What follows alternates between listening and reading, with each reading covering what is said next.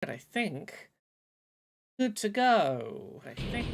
Oh yeah, that sounded like me being live. Which is perfect. It means I can pop out the chat. We can get started working on Kiryu's big old bucket list. Where were we? We were running around picking up all of Kiryu's I'm having some emotions memories, which are these sort of little books on the map, and that seems as good a place as anywhere to start tonight. During the 40 or so minutes before I have to hit live on a other piece of work, which, yeah, we'll get to that when it happens. I should probably be doing some combat with this half of the party. I'm just running around ignoring fights.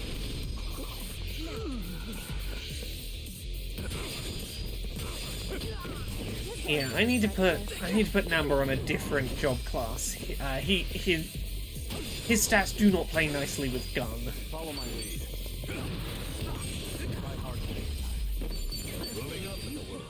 Oh well, gave him a shot. Right, more Kiryu reminiscing spots. Well, well. Shindako Highball Tavern, home to some of the tastiest takoyaki in town. Looks like business is good. Every time I think of octopus, the first thing that comes to mind is Anamichi. By pure chance, I somehow ended up helping the locals with spearfishing. I wound up having to fight sharks and other huge sea creatures too. Sounds like something out of a dream, but I swear it did happen. Looks like just yesterday. Probably the last time I go spearfishing, for a while at least. Yeah, I don't foresee you spearfishing anytime, like, imminently, Kiryu, but you never know. We don't know what the rest... Well, you know, who knows what the rest of this game could contain. Only time will tell if you have to fight more... How did you put it? Some giant creature or another? Right. Continue running around grabbing these little booklets because we've only got a little handful of them left. ... until we go run over to the next town over and start picking them up over there as well, and really digging into some of the older Yakuza game sad flashbacks. Did we never pick this one up here? This was the first one they told us about. There was a whole cutscene pointing us at this one, and apparently I never picked this one up. Oh, a cabaret club. Among all the cities I visited, each and every cabaret club's just as glamorous as the last. You can enjoy some quality drinks while spending time with pleasant company. No wonder some folks get hooked on them. But the customer can only have a good time because of all the blood, sweat and tears that go on behind the scenes. Having dabbled in the management side of things myself, I've seen firsthand how much effort it takes. Now that I'm thinking back on it, I'm actually starting to miss that kind of work. Yeah, get back into management. I should ask Namba to join me sometime, even though he'll make me promise not to drink. Hey Terra, hey Thimba. We are continuing with let Kiryu reminisce over all the past games before he maybe dies soon. But in about 40 minutes, we have to take a very brief pause because in about 40 minutes, I can publish my Rise of the Ronin preview video and text. So I have those ready to go. I have had the busiest possible week, but I spent today getting something ready to put out for those. So Cabaret Club Manager is still my favorite minigame in Yakuza. Look, there's too many for me to count. Like, I'm a big fan of the Ichiban Confections business management minigame in 7. I'm a big fan of that. But to each their own. There's a lot of good minigames in this series. Likely not in your wheelhouse, but I'm very much in the Dragon's Dogma 2 waiting room. Dragon's Dogma 2, I have no idea whether I would like that game or not. It could be, I could absolutely fall for it or absolutely not stand it, and I really do not know in advance how I'm going to land on that one. Anyway, let's finish off grabbing these little reminiscing spots. I'm okay, I guess. What we got here?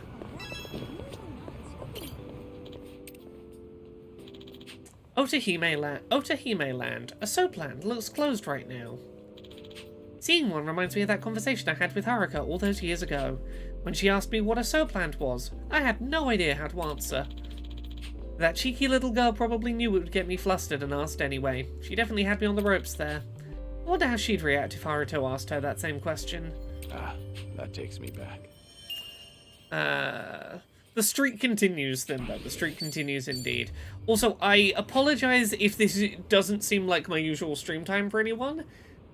Time zones have shifted in some countries, but not others. In the United States, clocks jumped forward an hour, but they haven't jumped forward in Europe yet.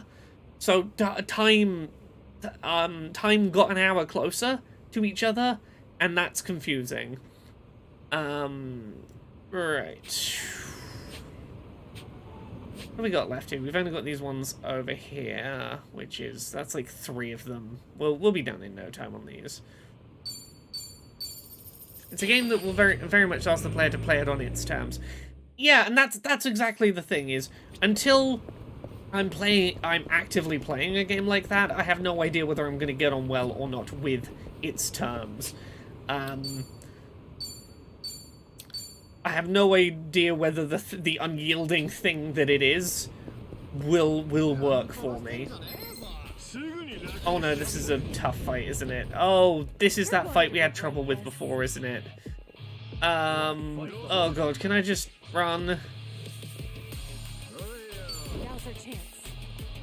No good. It's that Urbane Legend was the enemy I was having trouble with. Come on. No escape, no escape, come on. Oh, and I'm enraged, so I can't try running with Kiryu.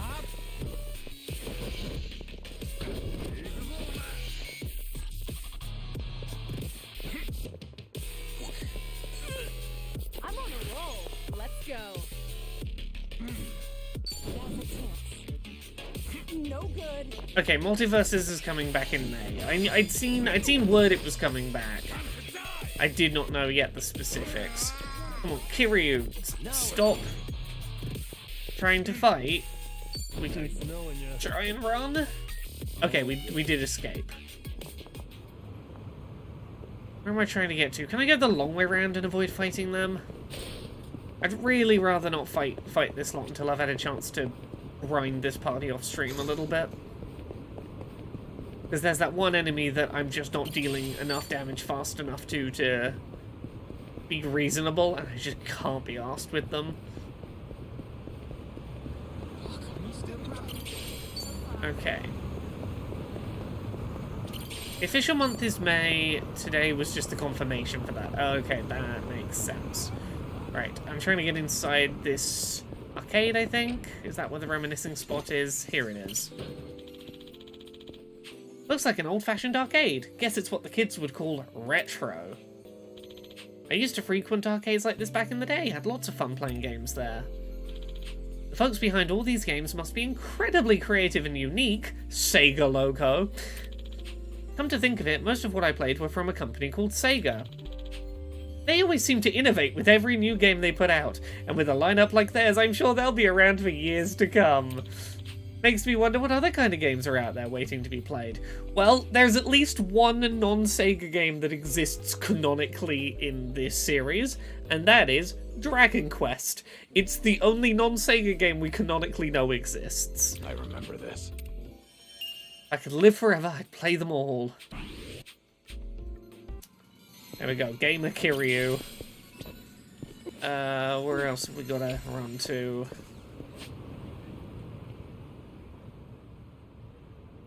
Oh yeah, we can grab this nice and quick. Yeah, how has everyone's day been today?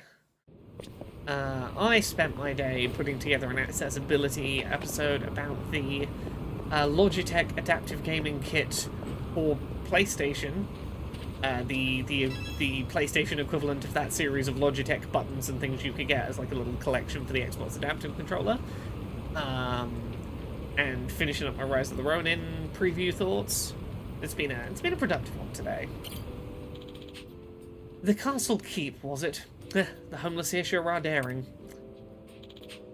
I remember there was something like this in one of the dreams I had. One where I was none other than Sakamoto Ryoma.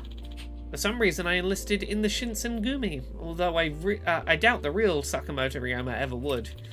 And toward the end, I was at the top of the castle keep, battling an evil mastermind. But for a dream, that sunrise was damn beautiful. Strange how vivid everything was. Yeah, Kiryu's continuing to have flashbacks to spin-off games. He's had dreams. I don't know whether he's having dreams about the spin-off game universes, or whether the spin-off games are literally just dreams that Kiryu is having. Who can say? Perhaps this is a memory from a past life. Feels like just yesterday. Yeah, right, that'd be ridiculous. Simba says, did you all hear who wants to be the savior of TikTok in the US?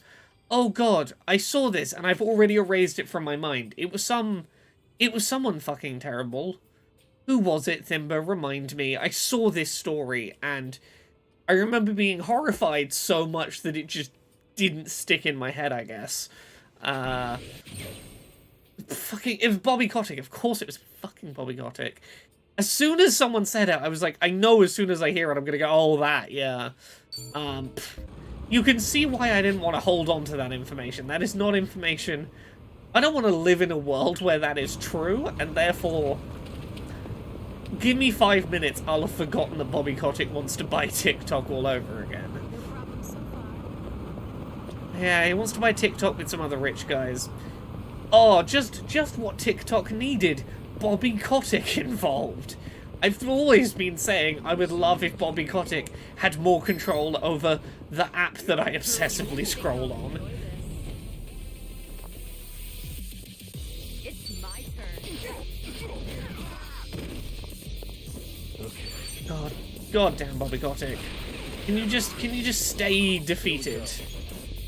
Can you retire with your infinity money and just go, you know, I've had enough. I have all of this infinite money. I'm just gonna leave it here and be done. I won capitalism. We're all good.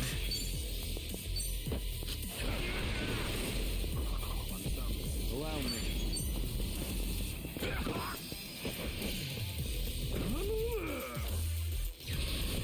Use it. It's my turn. I mean, look, I wouldn't trust Bobby Kotick buying TikTok not to in some way impact me. It's Bobby Kotick. I don't trust him to not find a way to make things my problem to have to deal with. There sure are a lot of bridges in Ijincho. Whenever I see a bridge, I can't help but think of the countless times I'd have to throw someone off of one. Kiryu is reminiscing about the number of times he's thrown people off bridges.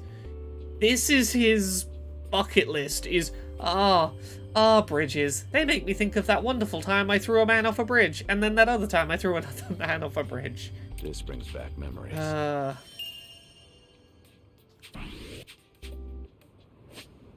Okay, I think this is all of the... Ooh, we got one up here. But this one is behind a difficult fight. Like, I'm going to have to beat the fight to get the one. And there's one here inside this shop, and I know I'm not ready for this because I think there's, like, level 38 people outside the shop. So I'm not going to be able to get that one. You know what, I might just leave these two for now, just because I know they're going to be trouble. But what we can do is go very quickly explore the other environment we have access to, and go pick up some Kiryu feelings over there. I think this is the one where we can do it, where we can travel to Kamurocho, and go to yet another map that this game has. With all of these little collectible points, and we've not even started activating the actual, like, side quest content that's going to pop up. This is just Kiryu wants to stroll around and remember things. The Tenkaichi Street Bridge, you could say it's a symbol of the city. Every time I pass through this gate, I get this feeling that I'm either heading off to or coming back from a difficult battle. Maybe because this gate's always been there for every major occurrence in my life. Next time I pass through this gate, I wonder what kind of battle awaits me. Hey, Dr. Ferrets, thank you very much for the sub. I can't wait to fight more clowns. Maybe we'll fight more clowns. Who knows what we'll fight today? ETH Demon, this game is huge. This game is bigger than it has any right to be. It has no right to be this big. Right, let's just start methodically running around, picking up Kiryu memories. Because doing this is going to strengthen Kiryu, and in the long term, like, this is a worthwhile use of our time, is getting some beefed up stats on Kiryu.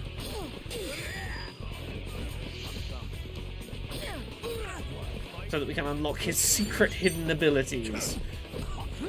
Ooh, level 31. Okay, these are reasonably leveled fights. I should probably be using some of my power-ups.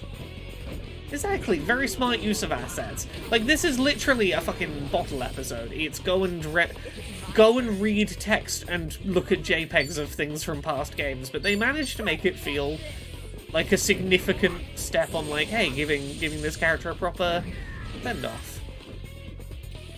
Yeah, very, very clever about how they reuse settings. Oh, don't summon more characters in.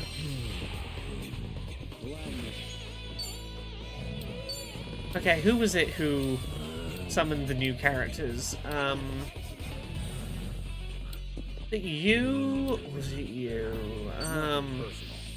Don't remember who it was that did the summon. Who it is I need to take out to avoid more summons coming in. Umbra is asleep. Overpunk. Yeah, like, Dondoko is a great example of this, because Dondoko Island is... What if we took, like, building assets and street sign assets, and, like, all the assets we've used to build past games, and let you place them in a map while doing Animal Crossing? Because all it really is hunt some bugs, hunt some fish, pick up wooden stones and trash, and place pre-made assets, but they make it feel like a significantly new thing.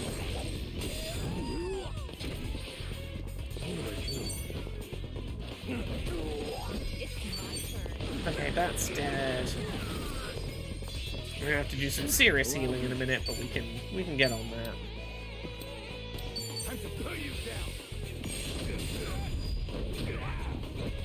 Ooh, I need to remember to check out tomorrow when it goes live. Oh, Lucas Pope's Playdate game. Something about Mars.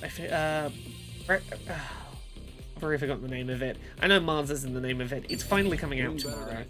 It has been one of my most anticipated Playdate games, and I'm excited to finally be able to give that a look. Number, heal everyone. Okay. Kazuma family office used to be here. It's been a while since I've last passed through. Shintaro Kazuma, the only man I've ever called Pops. He seemed so mature and unfathomable back then. And now, before I even knew it, I'm the same age he was. I wonder if I was a role model for someone, just like how he was mine. Ah, that takes me back. That dream is long past. Weird realizing you're the age that people you look up to were. That's a weird feeling when it happens, when it's like... It's weird realizing you're the age that certain people were at certain times in your life. Like, I think the classic example is going, I'm now the age my parents were when they had me, and that's always a weird one if you don't yourself have kids. Realizing that, like, oh my god, my parents were this age and they had me, I'm not ready, how the fuck were they ready? But I think anyone you've ever idolized, there's a degree of, I'm now the age so-and-so was, and I thought they were a million miles away. The vacant lot behind Serena. Nothing much to it. Except, for some reason, I always end up in a fight here. From one-on-one scuffles to all-out battle royales. Here, of all places. Maybe this is just the ideal place for a brawl. This brings back memories. Like some kind of punk rite of passage. Can't go out without throwing down at the Serena backlot at least once.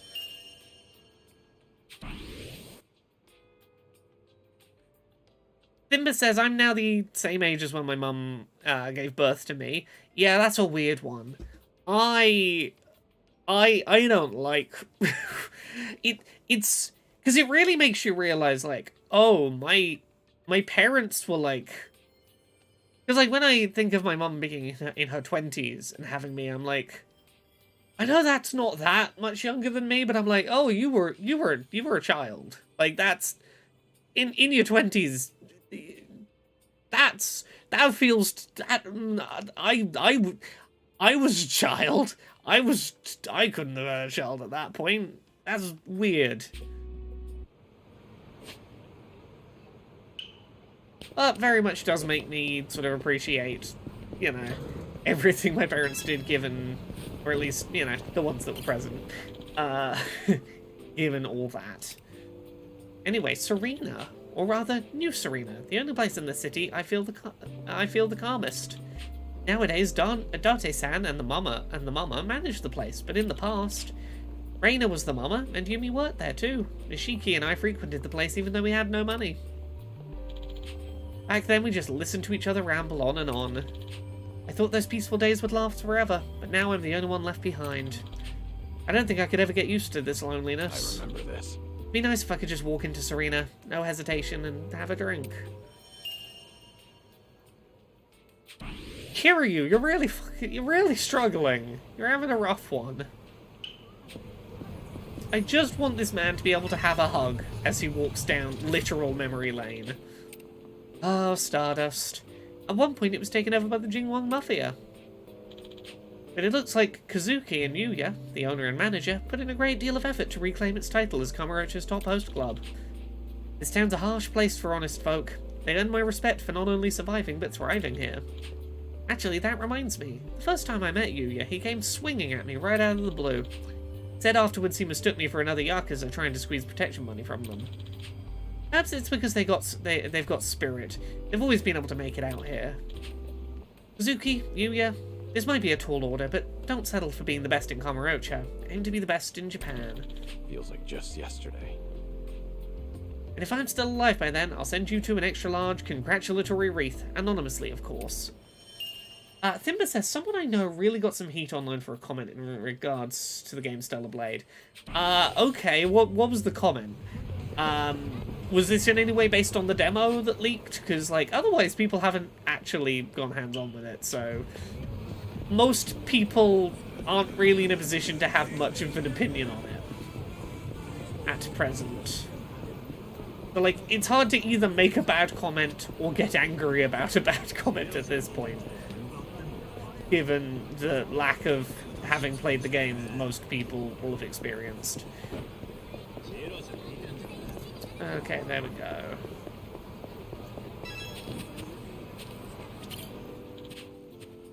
They've really cleaned up this area.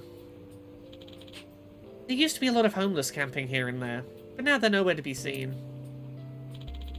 I heard the reason Kamurocho has been thriving recently. Though personally, I didn't mind the old Kamurocho that didn't bother keeping up appearances and hiding its uglier sides. Yeah, no, the homeless people didn't stop existing, they just got moved elsewhere, Kiryu.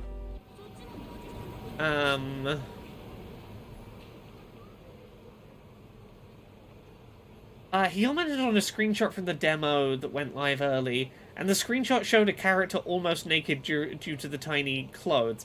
Yeah, this is the impression I get of this game. It wants you to think it's Nier Automata, but it's much more Metal Gear Solid 5. You will be ashamed of your words and deeds when you learn that Quiet breathes through her skin, and that's why she has to be nearly naked. Like, Stellar Blade has those vibes. Every time I see Stellar Blade, I feel like it's a game made by someone who would... It feels like it's a game made by someone who, if asked... Like, because I respect developers of games, like Yoko Taro, when he's, like, asked why do your characters wear very little clothes, he will be like, 'cause I like looking at ass. And I'm like, yeah, that's respectable. But when you try and be like, oh, no, you'll regret asking why I sexualized that woman when you learn about skin breathing. Oh, you'll regret your action. Like, you feel, you sound creepier when you do that. And that vibe is the vibe I get off Stellar Blade. Ooh. Okay, we might be about to see a screenshot of... I'll look at it before I decide whether to show it on screen. The screenshot of not very many clothes in Stellar Blade. Right. I'm waiting for this group of enemies to pass.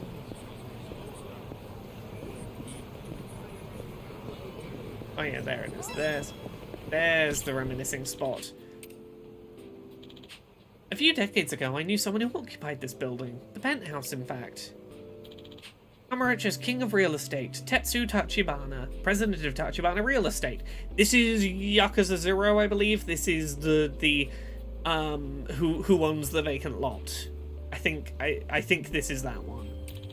To demonstrate his power, he caused a power outage in the city for a few seconds. Yeah, this is definitely Yakuza 0. Seeing Kamurocho in complete and total darkness at that time still leaves a strong impression in my memory. Tachibana here held so much power, but he only desires one thing. And in the end, his wish was never fulfilled. Tachibana, what do you make of your life? Would you say it was a good one? Finn the Bin says, there's folks already being creeps and going on about Stellar Blade being free of Western impurity. Gross. Yeah, there's people in my comments tonight that have been... I retweeted an article by... Who wrote the article? Or what outlet was it on? Let me find the article was on gamedev.com, and it was about, hey... Valve and Discord, why are you turning a blind eye to entire communities set up on your platforms dedicated to harassing Sweet Baby Inc., who are a narrative consulting firm that the worst bits of the internet have decided are responsible for every bit of diversity they don't like.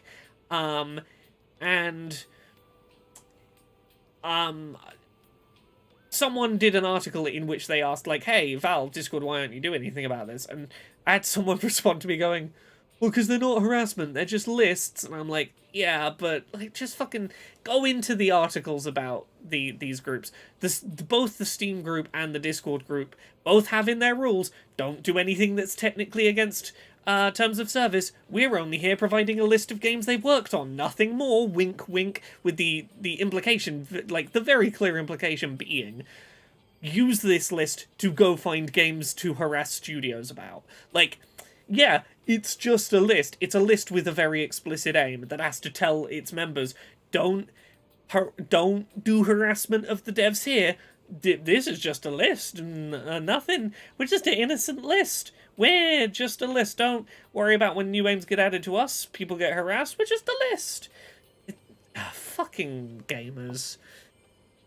Fucking gamers. Ugh. Fucking hate gamers. It's just a list, says Light Yagami. It's just a notebook, Light says. It's just a book with some names in it. How is that dangerous? How is that bad? Okay, we have a link to this image. I'm gonna look at this image. Oh, that's not clothes at all. That's not clothes at all.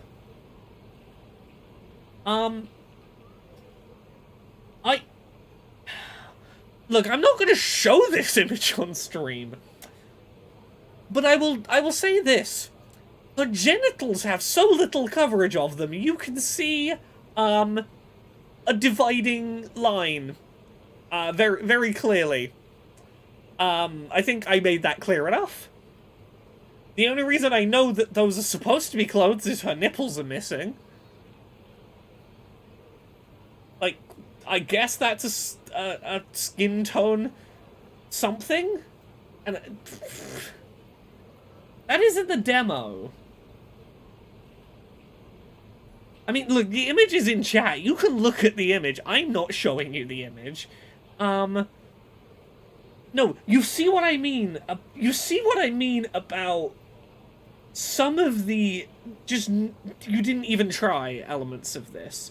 Like, there's bits of metal. You could have put a bit of metal over a crotchal region.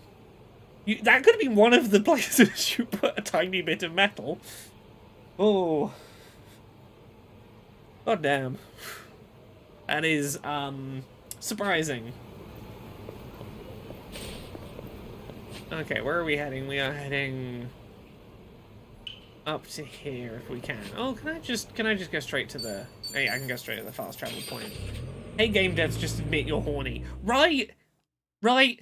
Like, I have no proof of this, but every fiber of my being says they would be afraid to just say, we put tits in because we like tits. That would be the honorable thing to do, and I don't believe they would do it. So you see, she doesn't need clothes, for she is an android. Bet you feel ashamed of your words and deeds. Children's Park, as a complete change of tone. Nothing unusual about this park, except for the manhole in the back. Underneath it is an intricate sewer system. Some might say it's just another facet of the city. At one point, Akiyama went into hiding there. To be honest, it seemed kind of fun. Maybe I should experience it myself once before I move on to the next life. Yeah, Kiryu, go live in the sewers for a while dying of cancer. I'm sure that'll do wonders for the cancer. Thimba, I'm not even going to pretend to know what Stellar Blade is meant to be at this point. So, as a heads up, as an either reminder or heads up, depending on whether you've heard me say this on the stream yet or not, in about 5 minutes, I'm going to have to spend a couple of minutes of the stream getting things ready to post my Rise of the Ronin preview. There's a video and a text article going up, which I'm going to need a couple of minutes to finish, like, prepping my social posts for, ready to set that all live when it goes live. We could, it's like 8 minutes long, we could watch the video version of the preview if people are curious about Rise of the Ronin, before I continue on with the Yakuza segment of the stream. But yeah, in about 5 minutes, I'm going to have to take a brief pause just to write social media posts and image alt text for social posts, etc. Where am I running? I'm running up here. This is the fucking memory that took me like hours in my first playthrough to find.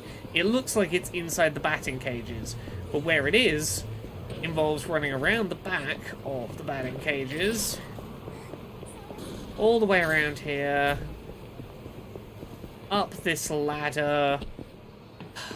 God, this took me a while to find.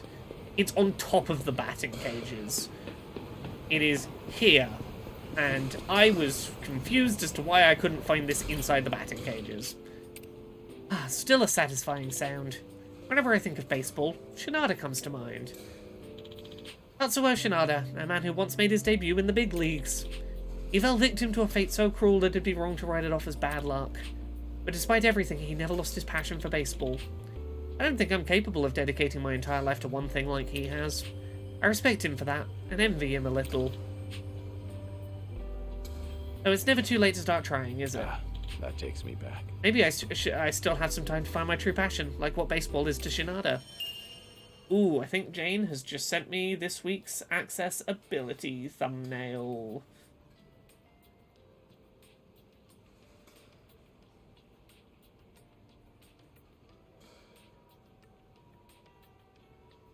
There we go.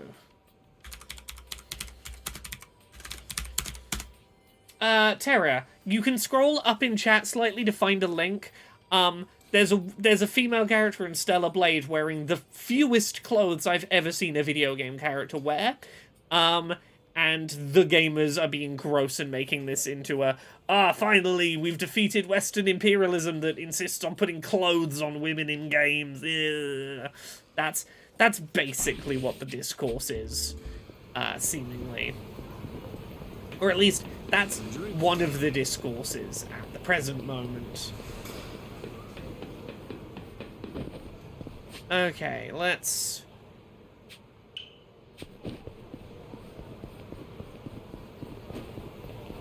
go. We've got a couple more around here to grab quickly. I think a couple of these actually are in the batting cages.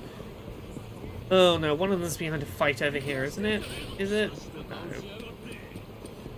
Let's find out. One of them's here. We can get this. The Ishida Batting Center. I went to the batting cages with Shunhei and the others in Yokohama. But nowhere else can top this place. Now I feel like working up a This sweat. brings back memories. Maybe I'll send some balls flying for old time's sake. Hit every curveball out of the park.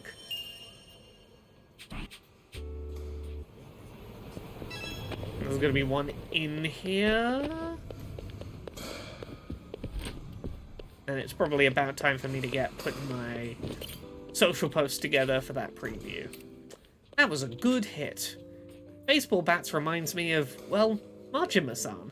I wonder if the other Tojo clan officers think so too. Oh, Majima. Goro Majima, a reckless man but one who lives by his own rules. I can't tell you how many times he's tried to kill me, but at the same time, I can't even count how many times he saved my life. He's one messed up guy.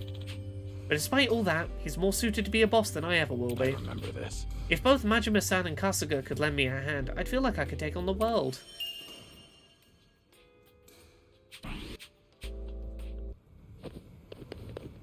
Okay. Can I get this reminiscing memory before I have to take that quick pause of publishing? Now, usually I would just have things auto-post on, like, scheduled posts, but the problem is, America's clocks have changed, but England's clocks haven't changed, and we're in a weird 3-week nebulous period where I don't trust scheduling, because I don't trust that, like, whether, I don't know whether it's going off of my time or US time anymore, and whether it's accounted for that, and I just don't trust scheduling to not cause me to accidentally break an embargo, so I'm just going to manually do things. Right, yeah, we'll make this the last one here quickly. The scenery around here hasn't changed a bit.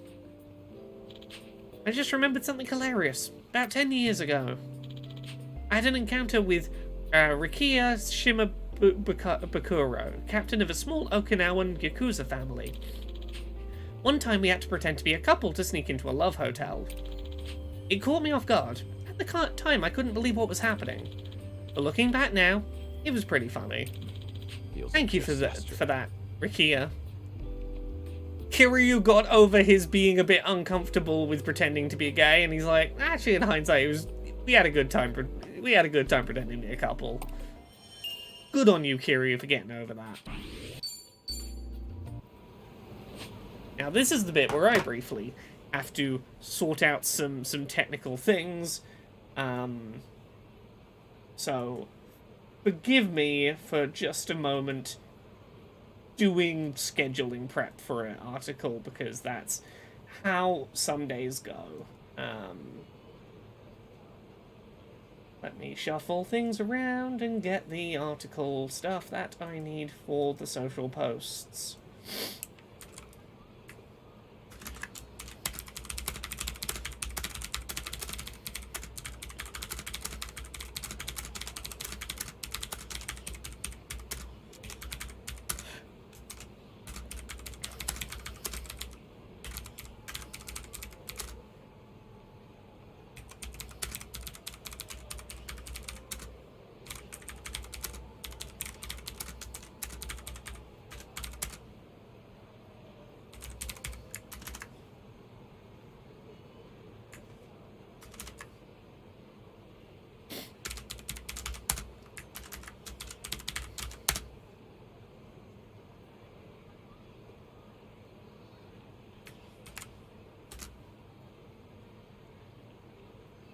Alright, nearly done. Thank you for your patience, everyone, while I get this done.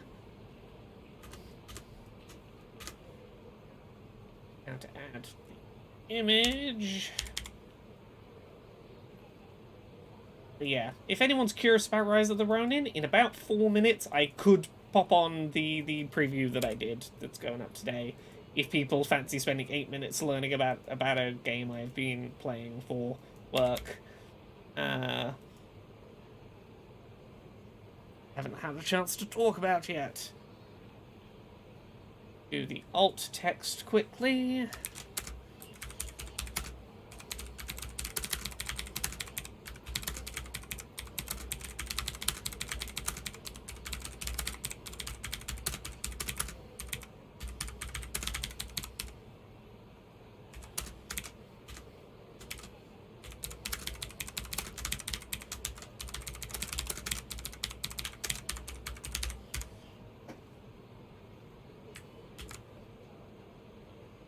Gosh, I hate when things have embargoes and I have to make sure I don't post at the wrong time and screw everything up.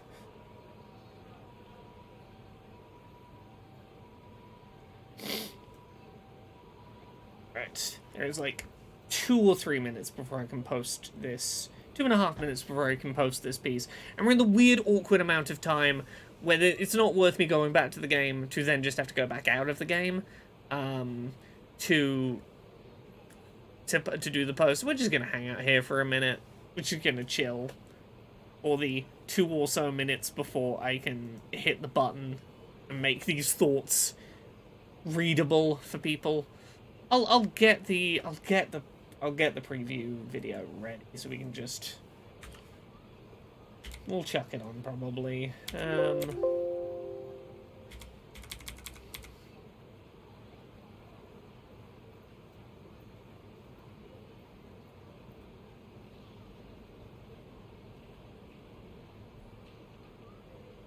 that there. Less than 2 minutes, we're nearly done.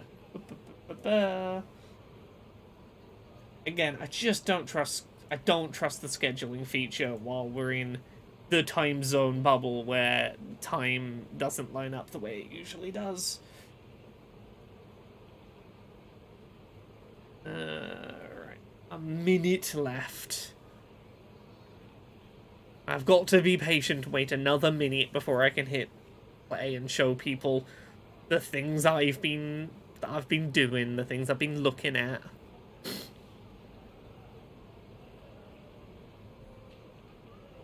The shit button is there.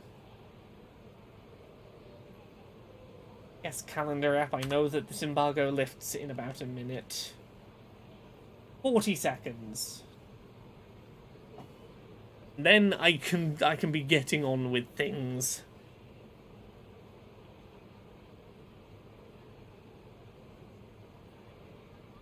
I have to literally count the seconds. We've got 25 seconds left.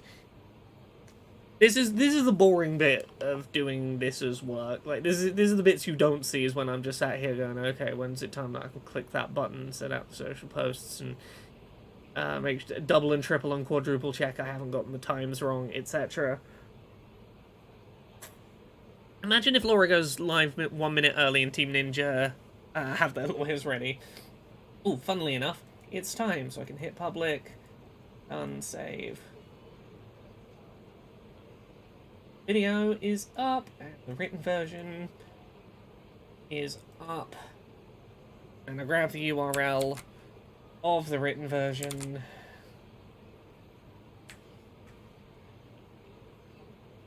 Quickly chuck that into the text field.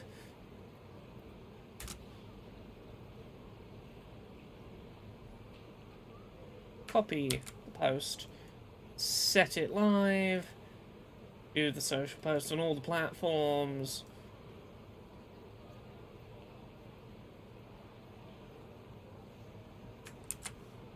Chuck it into the Discord and onto the Patreon. I'm nearly done, everyone. Thank you for your patience. Sometimes these things just happen to happen during streams, and there's not much I can do to get to work around them.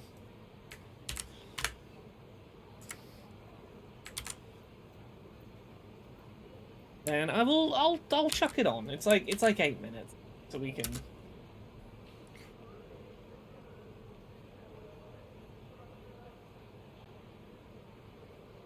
So it is published correctly.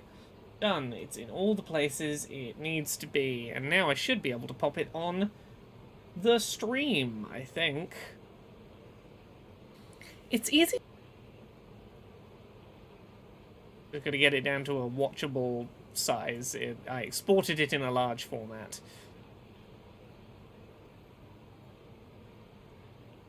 That'll do. Let me make sure I've got the audio set correctly.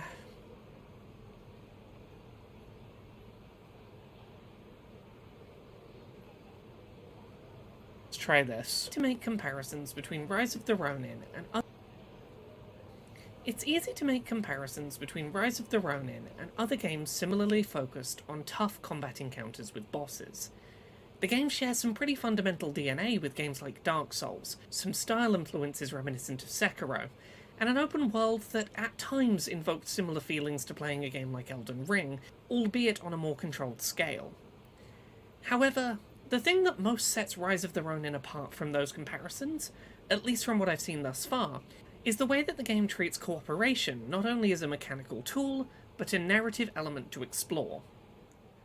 Where many of its contemporaries treat feeling alone and isolated as core to the genre, Rise of the Ronin leans into the idea that you're stronger when fighting with someone by your side. Rise of the Ronin is an open-world action combat game releasing March 22nd, 2024. Set in 19th century Japan, the game centers around the story of a pair of warriors called Blade Twins, trained to act as two halves of one whole. Having played through roughly the first 2 hours of the game in single player this past week, it is this focus on cooperative combat, both narratively and mechanically, that has most defined my experience while playing. While playing in single player, you'll often find yourself in control of multiple potential characters. This initially starts with you creating 2 player characters to act as the main protagonists of the adventure, but will later include NPCs met out in the game's open world, who can be recruited to join your adventure during missions, leading to tough boss battles. Any characters you're currently not controlling can be swapped to in real time, with those not under your active control becoming AI companions, capable of damaging enemies, creating distractions, or reviving downed teammates at the expense of a healing item, the game's equivalent of an Estus flask. This switching between characters has a surprising number of uses, though not necessarily the ones I would have expected. Generally, it seems that bosses will prioritise the character you're in control of during single player, meaning that switching to avoid enemy aggression often doesn't last very long.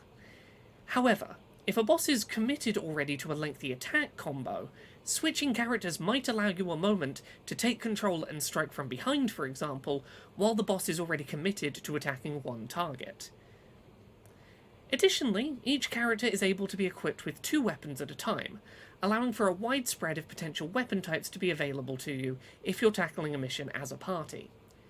This becomes important as you progress, as certain weapon types have advantages and disadvantages in certain matchups, making switching characters and switching between their weapons at times an important part of harder fights.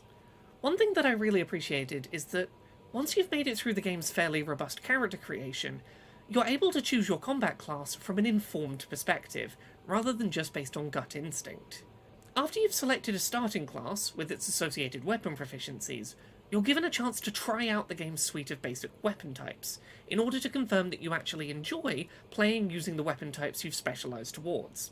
This ability to reselect class, after having had a chance to go hands-on with weapon types, really helps to avoid a sense of regret, and was something I thought was particularly notable. While I've not had a huge amount of time so far with Rise of the Ronin, I did want to talk a little bit about its open world experience. While I made a brief reference early in this preview to Elden Ring, I think it's important to set expectations when making that kind of comparison. Once you get past Rise of the Ronin's fairly linear introduction, you are set loose into a fairly open world to explore. While there are fairly obvious plot objectives signposted, and a clear order so far to progression, the game left a decent amount of freedom within that experience. Okay, I have to pause this and say something I didn't say in the preview, and that I regretted not saying in the preview, which is, sometimes the minimap will tell you there's a cat nearby, and where to find it, and if you go find a cat, you can go pet the cat, and there's a dedicated pet the cat button. There's a literal icon, dedicated icon on the minimap, on the compass, to go, there's a cat over there, go pet it. And I've not seen a pettable dog yet, but I've seen pettable cats, and that is vitally important information. I don't get the same sense that you're going to be stumbling upon full-on boss battles in the middle of a big open field completely by accident, but there is a degree of ability to pick something that looks interesting and just sort of head toward it. The open world is dotted with villages that have been taken over by bandits, which can be retaken via a combination of stealth and traditional combat. By sneaking up on them, many enemies can be killed in a single stealth attack, quietly not drawing attention. The game is pretty good about making it clear visually which enemies this will work on and which ones will still need a little bit of fighting.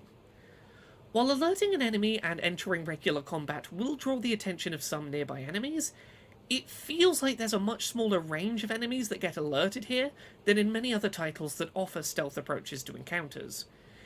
In practice, I found this meant that a failed stealth encounter usually only led to me fighting 2 or 3 enemies at once, a pretty manageable number comparatively, allowing me to return to attempting a stealth approach and not just making the whole mission a wash in that regard. Liberating these villages tended to make NPCs available to interact with, often leading to side quests, which when completed did things like opening up access to shops. Beyond the challenging combat, the comparisons to series like Dark Souls are fairly easy to spot. There are flags to raise which function like bonfires, an Estus flask equivalent, and a resource that's dropped upon death which can be recollected, but could be lost forever if you die again. The final of these comparisons is perhaps the one, however, that varies the most from its contemporaries, and is most important to elaborate on. When killed in Rise of the Ronin, players drop Karma, a resource which, like XP, can be used to eventually earn character level-ups. This dropped Karma is held by the enemy that killed you, creating something called a vendetta. If you can kill that enemy before dying again, that resource is regained. While I can't go into too much depth currently, I did want to finish by running through some of the settings options offered by Rise of the Ronin, as well as some design choices which might help disabled players from an accessibility perspective. First and foremost, in single player, you can pause Rise of the Ronin. You can hit the pause button, and the game stops and there's no negative consequences. That alone feels worth acknowledging within this particular genre. Beyond that, Rise of the Ronin features an adjustable HUD, UI elements that can be toggled between 3 common colorblindness-focused profiles, and the game has 3 difficulty modes which can be switched between at any time during a playthrough. Rise of the Ronin also supports swapping between a number of controller mapping presets, swapping stick functions, reducing the length of time needed for button holds to register, the ability to turn button holds into toggles, auto lock-on, aim assist and auto-aiming support, automatic melee combos, and the ability to automate options like contextual crouching and item pickups. Now, I'm not done with the settings, but I want to be quickly clear. I can't show you screenshots of the settings menu or footage of the settings menu, and as such, I'm rattling through this fairly quickly. I will go into more depth on this when I do my review, and I can show you these things in action.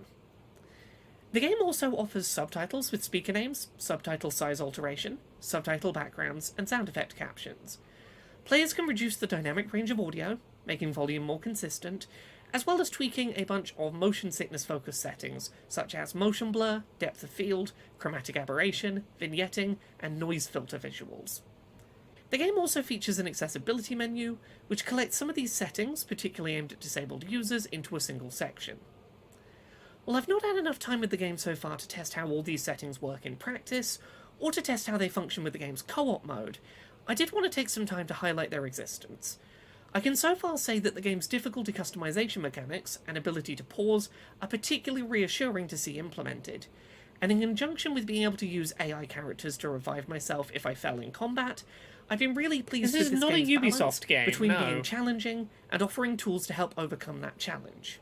Darwincy, this is a Koei Tecmo game. I believe it's made by Team Ninja, who did Neo, for example, but it's published by PlayStation, I believe.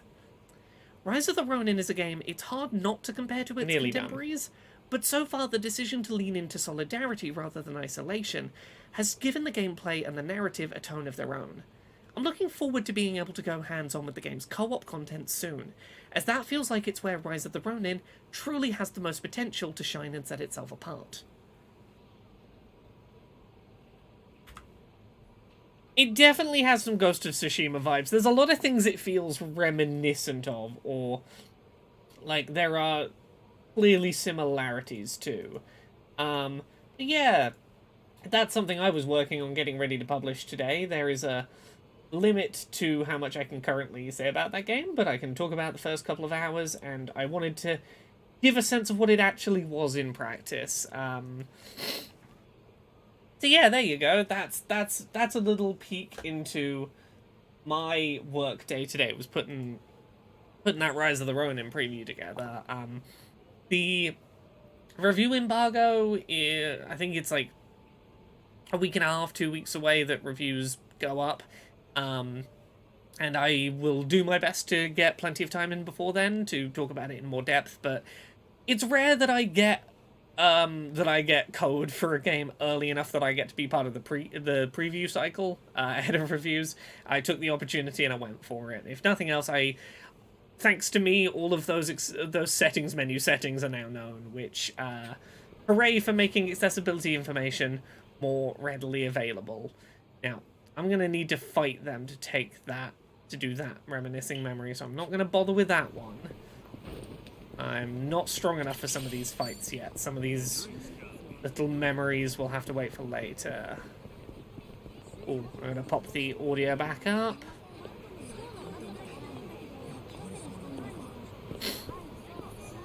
Yeah, if anyone's got any questions about Rise of the Ronin, I am now able to answer at least any referring to that first couple of hours. Nope, don't pick a fight with me. I'm just running into this corner. The Millennium Tower. It might be a symbol of this town nowadays, but it actually used to be a filthy shopping district. But then a large-scale development project started, and the Yakuza spilled blood fighting over this empty plot of land. This would be Yakuza Zero's empty plot. I was right in the middle of all that action. If everyone involved in that conflict could see this view today, I wonder what they'd have to say. That takes me back. Maybe something along the lines of, you can make good money with this. Yeah, Kiryu was framed for killing a person here in order to, like, make it more difficult to acquire the land. Crazy how small that area was, just a few square feet. Yeah, but it was a few square feet that were halting development. We can't do the development unless the whole area's available, so get out the way. Is there no longer people in front of that? Point up here. Or am I just far enough away it's not telling me there's... Oh yeah, I'm just far enough away it's not telling you there's people guarding it.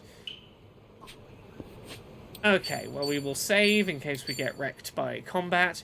Where did you get the Majima memory? The batting cages. Where are they? So there's batting cages here. One memory is outside the front of the batting cages, one is inside along this corridor, and one you have to go around the back and up some stairs and get onto the roof to get the memory. There are 3 batting center memories, Majima's one of them. Okay, I'm just trying to avoid this combat. Don't pick a fight with me. Don't pick a fight with me. Somewhere around here. Where is this memory? Oh, it's in this doorway. The drink's gone. This place used to be a huge bathhouse back in the day. Guess they shut that down. Yonosono Hot Springs. It was a nice spacious establishment, hot baths aside. I had a lot of fun playing table tennis here. Even though it's smack dab in the middle of Kamurocho, every visit felt like going on a vacation. Didn't like getting all sweaty after a soak, though. But, you know, going on an actual vacation doesn't sound half bad. Go on a vacation, Kiryu. You deserve one. Also, it was a very horny ping-pong minigame. And M0 says that seems like an appropriate number of memories for those batting cages. There were also 2 memories at the other batting cages in the other town. I think he's had at least 5 batting center memories so far. And I'm not going to guarantee there won't be more. Feels very likely there could be more. Batting cages have been a big important part of Kiryu's story.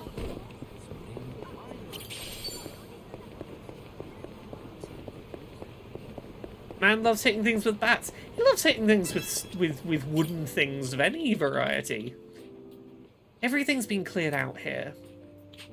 This used to be a hangout spot for the homeless. The average guy wouldn't even think about approaching.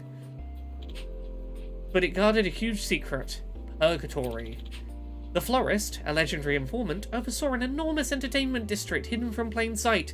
Yeah, this is Japan's District 5. If you remember District 5 over in Hawaii, where it was like big dangerous homeless camp, but then underneath it was like the big fancy shopping center where all the counterfeit clothing was being auctioned off. This is that, but for Japan. Every time I think about it, I wonder if that place was even real. I can't help but feel a little suspicious. Purgatory always seemed like a space disconnected from reality. Feels like just yesterday. Still, the fact that anything is possible in this town is exactly what makes this place so great.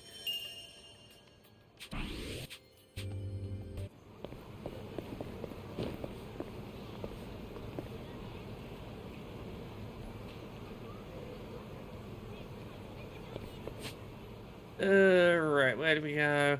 Oh, yes, Kamurocho's District 5. Sotenbori had the castle, which is Purgatory 2 cruise control. Yeah, that was the big floating barge from the man who raised his name. Okay, we're making good progress through these. Let's teleport to here. See what we can find. I'm nearly done with my very, very busy work week for very busy people. I think I have one more talk I need to give this week. I'm doing a talk at Woking Library in Surrey, in England. I'll be talking tomorrow evening in Woking, which will be fun. I appreciate that the library is like 2 minutes walk from the train station, which is appreciated. Little Asia's merely a shadow of its former self now. It needs more time to recover from that past fire. Back then, as the name implies, Little Asia was a community of residents who came from all over Asia. There was no small number of illegal immigrants either, so the place was considered a grey area. There was a man who supported those same residents every day in secret, despite his position in the police force. Masayoshi Tanimura, a man I once fought alongside in the past. But after that, we lost all contact. I wonder how he's been. But a former Yakuza meeting up with a police officer, that'd spell trouble for him. I'd be better off if I kept my distance. I hate to end things here, though. If only I had a good reason to reach out to him. Back memories. I guess you could consider this one of my regrets, too.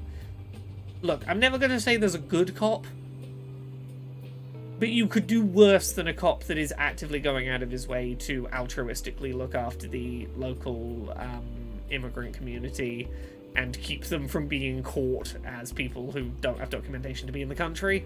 You could do worse than him. I will concede that much to that man.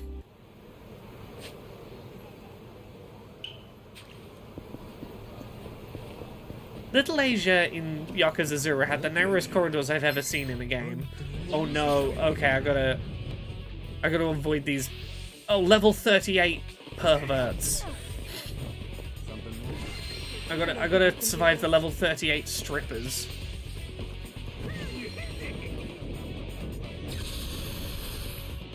Yeah, can I run from this fight? I really don't want to fight nearly level 40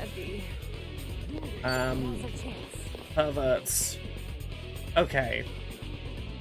Oh yeah, no, their whole thing is just flashing at you and stealing all of your MP and preventing you doing NP-based moves and forcing you to melee combat them. They force you to touch them with your hands to beat them. This site will never get old. It's like another town within Kamurocho. It's full of places to drink, each with their own unique character. Actually, despite how often I came here, there's a number of bars I've never even been inside. Memories. Might be fun to do a pub crawl here someday. Look at Kiryu making actual plans for the future. I'm gonna try and get this one. I need to remember to save after each of these, just in case I get trapped in a battle I cannot survive. Because I am not meant to be going and getting all these memories while I am this relatively low of a level. But I'm a completionist and I feel the need and desire to do everything right away. Shangri-La, huh? I believe Kosuga was raised by the manager here. Yes, this is the soap plant where baby Ichiban was raised. Originally, it was a luxurious soap land, exclusively for those with a membership, one of them being Shinji. At that time, I thought he had a problem with how he was so addicted to sex. But maybe being so passionate about something is a good thing. Maybe it's a good thing that that guy was a sex addict. While I was away in prison, he did a lot of growing up. I'm sure he must have faced many hardships. If he was still alive today, That takes me back. well, I would have liked to see the kind of man he'd become, but there's no point thinking like that now. Go see if he's still a sex addict or not, Kiryu. I'm sure he won't mind. Hey, Saint Dharma, how you doing? Right. Again, let's just save in between each of these, just in case.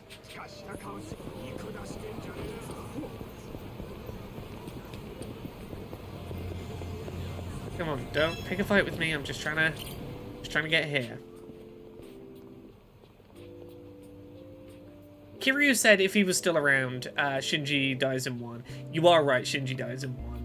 There's a lot of games and a lot of characters. Missing my gamer friends from over the pond, so here I am. Oh no, I'm sorry you're missing your gamer friends from over the pond. Is this because of time differences? Right? Or just other factors? Most of the time Kiryu remembers somebody, you can assume they're probably dead. Yeah. Yeah. Oh! Me and Steph are the ones from over the pond. I should have known. Anytime anyone says a friend, I should assume it's me. If they call... The general rule is if they call Kiryu Aniki, they will die. Yeah. Anyway, Little Asia, huh? A while back, it served as the headquarters for the Sayo Triad, a Chinese mafia. And the one who was connected to them was Yuta Asami, Haruka's husband. I still can't believe it, even after all these years. He's a good guy, a bit timid at times, but he's got the nerve to see through what needs to be done. Plus, he's a looker, I'll give him that. Someone like him, I know he'll make Haruka and Haruto happy, I'm sure of it. And on the off chance he makes them both cry, a ghost is going to have to pay him a visit. This brings back memories. I'm entrusting you with their happiness, Yuta. This is 6? Is that Yakuza 6? Ichiban did call Kiryu Aniki. Make of that what you will. Right. I'm trying to work out, like, the most efficient way to route picking these last ones up. We'll hop over here. Oh, I finally got convinced today I might need to try and play some, Balatro? Balatro? The game where the roguelike where you cheat at poker? I watched some footage of it today and it does seem like it might really be my jam. People have been asking me whether I'm going to check it out, and today was the day I watched enough of it to go, yeah, I see why people were recommending me this. This is where my fate began. And this is where I settled the score with Akira Nishikiyama. This is Yakuza 0, I think? Even though we weren't related by blood, Nishiki was the closest thing I had to a brother. I thought we could just keep screwing around as small-time Yakuza under the boss, but I don't know where it all went wrong, or if this was the way things had to be. No matter how much I thought I put into it, I just can't figure it out. That takes me back. Yeah, he was 0, cool. That's why I need to keep my head up. Until it's time for us to meet again, and I can face him with pride, I'll keep on living, or at least try to. Yes, I knew he was the bro in 0, I couldn't remember if 0 was where it all went down. But yes, a roguelike where you cheat at poker, kind of. It's a roguelike, it's a poker roguelike where you're buying, like, booster packs between hands of poker, and you've got, like, various constraints, like, you can look at the deck and see which cards have already come out during this run of poker hands back to back. You've got things like discard fodder. You've got cards that modify how your cards work or will activate special abilities, and it's a poker-based roguelike, kind of. It's a deck builder, loosely like you're trying to make poker hands, but it is essentially a deck builder where you are. Here's the best way I can put it. You can get a hand of 5 of a kind in this poker game. You could have a legal hand of 5 of a kind because you changed a card that wasn't a 2 into a 2 and now there's 5 2s in the deck. Shit like that. It's a weird little deck builder.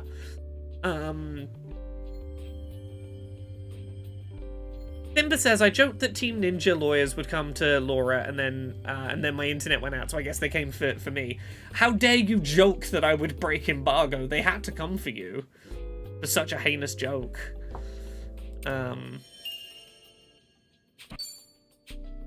Okay, we're nearly done in this region. Let's go grab this one.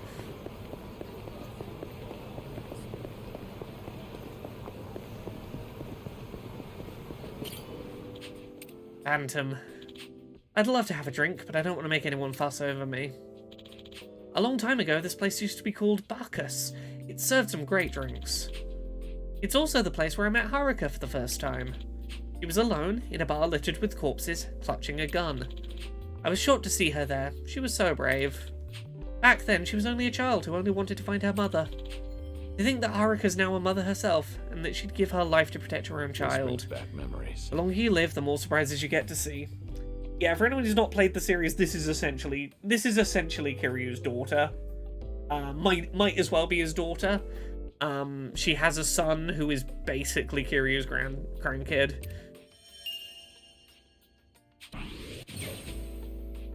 Oh. Hopefully Kiryu will get to see them again before he dies, because that's really, I think, the only thing he wants. Like, if you look at The Man Who Raised His Name, where he got to see a video and a scribbled drawing, and fucking broke down in snotty, distraught tears, like, Kiryu just wants... He just wants to see his family. Ooh, what's this? Looks like a fun watch. Oh, it's a zombie movie poster, I see. A zombie film, huh? I wonder what Kiryu's going to remember looking at this. Well, it's a pretty popular movie genre. Wonder if that's why I had a weird dream about zombies myself. In that dream, Kamurocho was swarmed with zombies for some reason. The entire town was closed off to contain them, and everyone's still trapped inside, left for dead. I also had this absurdly huge gun and went on a whole rampage. What an insane dream. I don't know why, but everything was just so vivid. Perhaps this is a memory from an alternate timeline. Feels like just yesterday. I wonder what that memory could be. Definitely not something he did in a different canon. Definitely not. Right. I'm gonna try and run this way.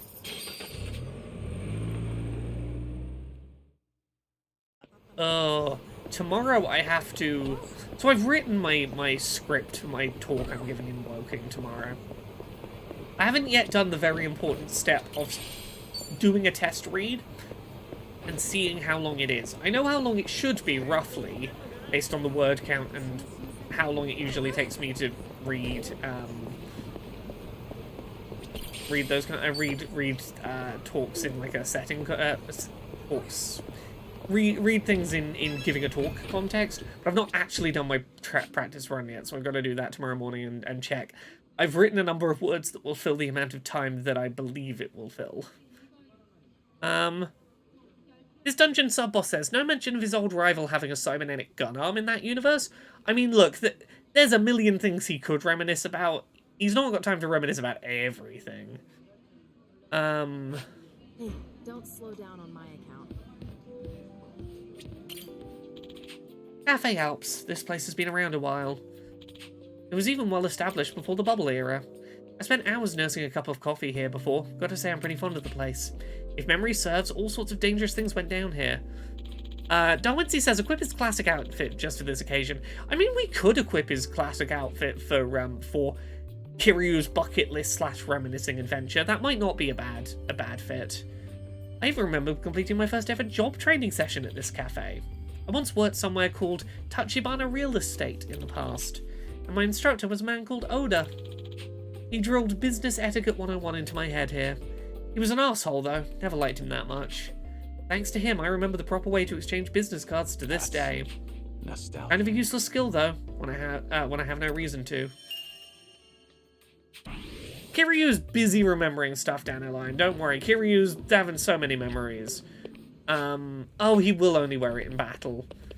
Oh, we can still chuck it on him. Oh yeah, it's a shame we can't like customize his look outside of battle. That is a good point. Oh well. What if I run through and out the other side?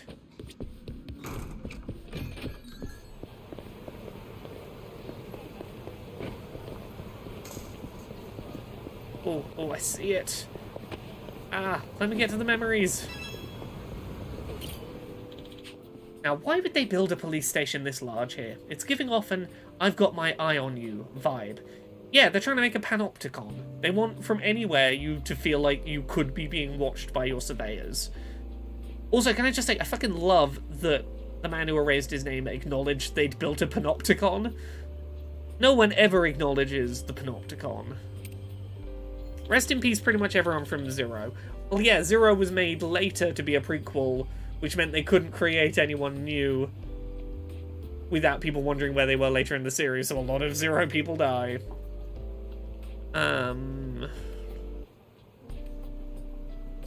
The cops and I get along like dogs and cats. But the detectives I've encountered were all guys who die for what they believe in. I've been influenced by their way of life time after time. Date-san especially. I owe that man a great debt I doubt I'd ever be able to repay. If it weren't for him, I don't know if I'd still be alive to this day. Who'd think a former Yakuza and a detective would wind up being friends, and one of the only ones I've got at that. Date-san is a he's a good egg. He's a decent fella. Okay, we got like 5 or 6 left of these. We're almost there.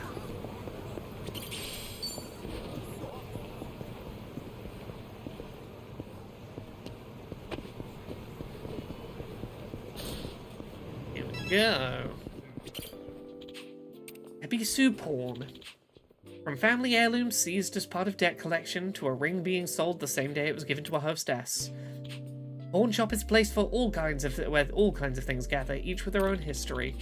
But for some reason, this place always struck me as a weapon and armory shop. They've got Japanese swords and even chainmail armor. Strange as the selection is, I have to say I do like the variety. I really appreciate the shop for helping me get this far.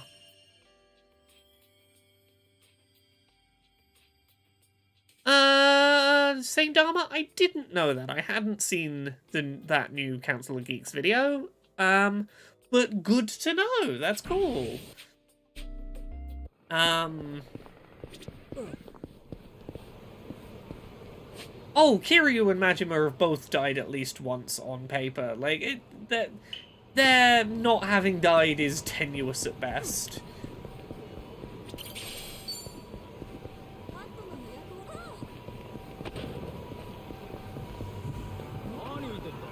Don't attack me. Okay, I can probably fight them. I don't think they were purple enemies. What level are they? 33. We can maybe do this.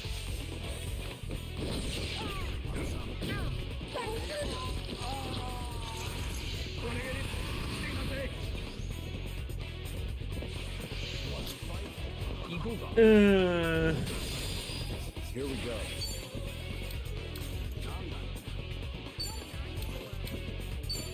Let's try a big attack from Kiryu and see whether... Okay, we can maybe do this fight. Have fun with this. Daily dose of iron.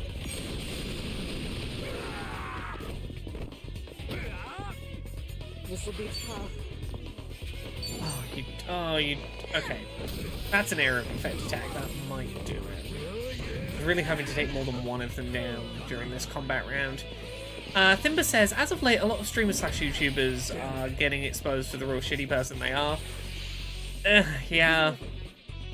The reality of people stumbling into unexpected fame and success and letting power go to their head, and that in combination leading to people getting a bit high on their own ego can really lead to some Like, oops, turned out that person was just a shitbag abusing their power. It's a real shame. There's not much that can be done other than go, yeah, that fucking sucks.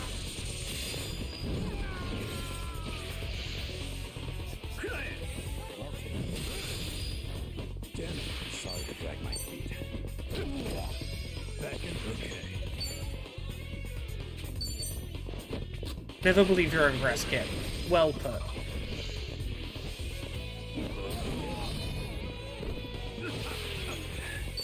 There's no way Yeah. to fight.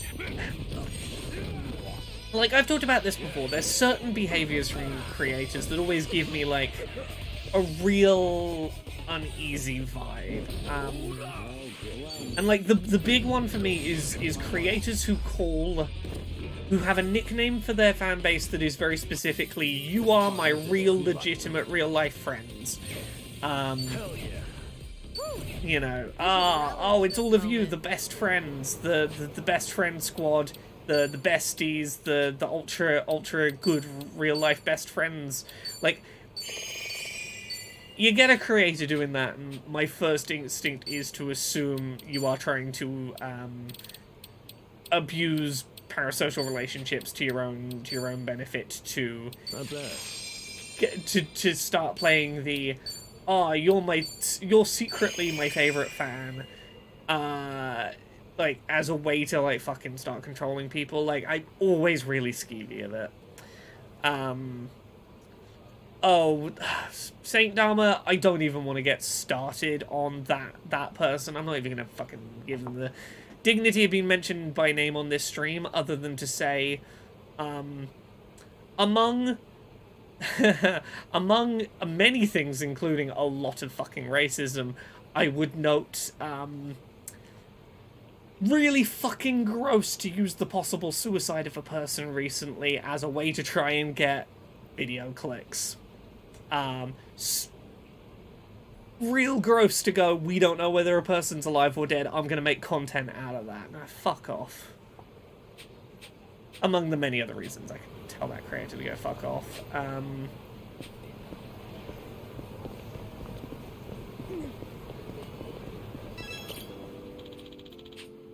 Oh, Wincy, I'm not in the mood to call this person out. I don't want to get into an interaction with them. I don't want to pick a fight with them. I'm just too tired.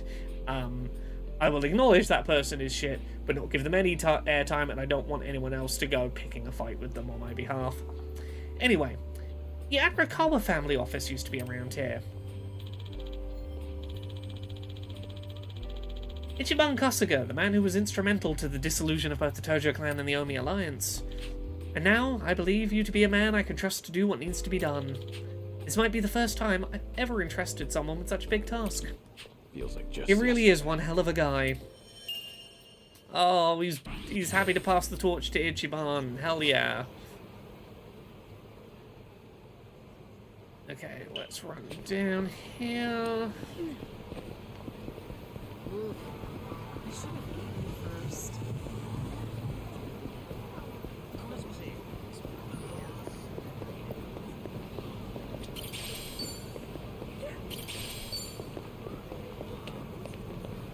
But yes, a good general advice. Anyone who is in a position of recognizing, like, that should recognize they have a position of elevation in an interaction, who starts trying to tell you you're one of the special ones who got noticed by them, usually a good sign to just, like, back the fuck off.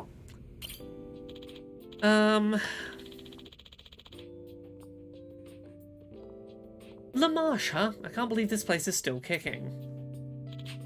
Normally, a guy like me wouldn't visit such an ordinary high-class boutique, but I've made such a great memory here before. I once bought Yumi a birthday present here. Never did that kind of thing before, so I was really nervous about it. And to top it all off, it got stolen right after I bought it, so I had to track down the thief to get it back.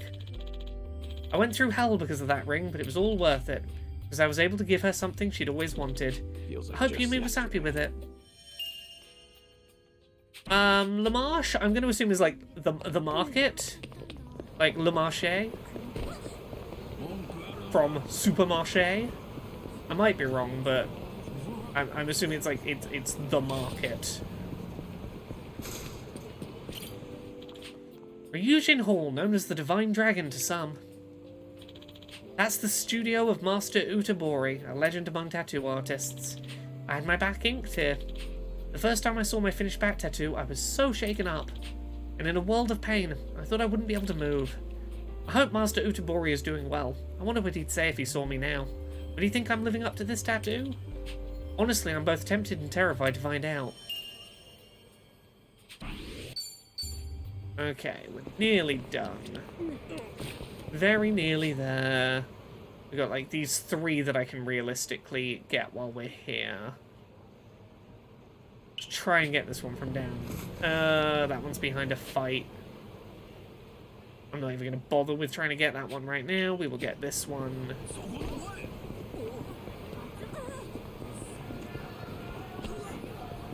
There we go, 2 more, and I think we are done with picking up memory fragments for now. Even though I spent a majority of my life in this town, it's surprising how I don't remember this building at all. I kind of want to peek inside, but maybe it's best to leave it a mystery.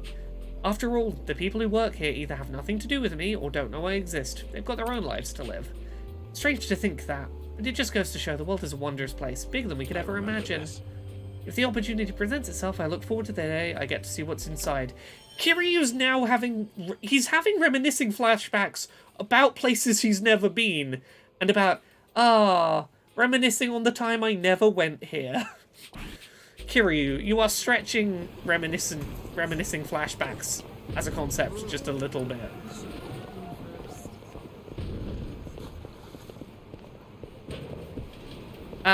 Fun fact, in RGG Online they established that Utabori also did Ichiban's tattoo, though they haven't confirmed it in any canonical works. I mean, I think it makes sense for him to have done it. Thimba says, over 20 hours have passed and the Oscars has uploaded all but one speech from the awards show. I wonder which one it was. Hint, hint, the Holocaust film made by Jewish creators who wore Palestine pins up on stage and acknowledged the bombing of Gaza in their acceptance speech. I'm gonna guess it's that one. Wild guess in the dark. In the past, the food here tasted so disgusting I thought it was strange they didn't go out of business. To think, it was actually a front for an underground casino. That really was something. And now it's a decent ramen shop. I guess when people commit and put their minds to it, they really can change. Or maybe I'm just talking up the shop, making them look good. I'll leave out the little details. It's not often I get to eat good ramen at a reasonable price. Better not take it for granted. Cool. For now, this is as many memory flashbacks as we're going to do. We're going to quickly try and get to... Actually, yeah, let's just fucking head to here. I think this is the taxi that gets us out.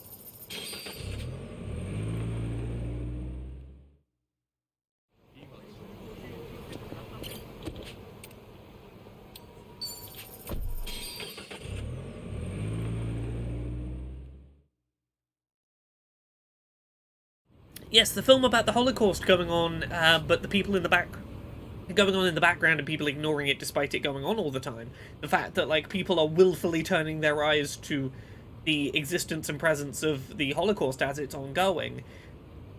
People blindly living their lives and ignoring the fact that genocide is happening. That film that won an Oscar, that film about how people willingly ignore the raging genocide happening right in front of them. That Oscar-winning film, I wonder why that film's award acceptance speech didn't get uploaded. Ugh. Gosh darn it. Anyway, where are we heading? We're heading here. Oh, are we going to go get Sayako to join us? I'm pretty sure that's Sayako's cabaret club. Yeah, that. Ah, don't hit me with the car. Okay, I think this is where we're going.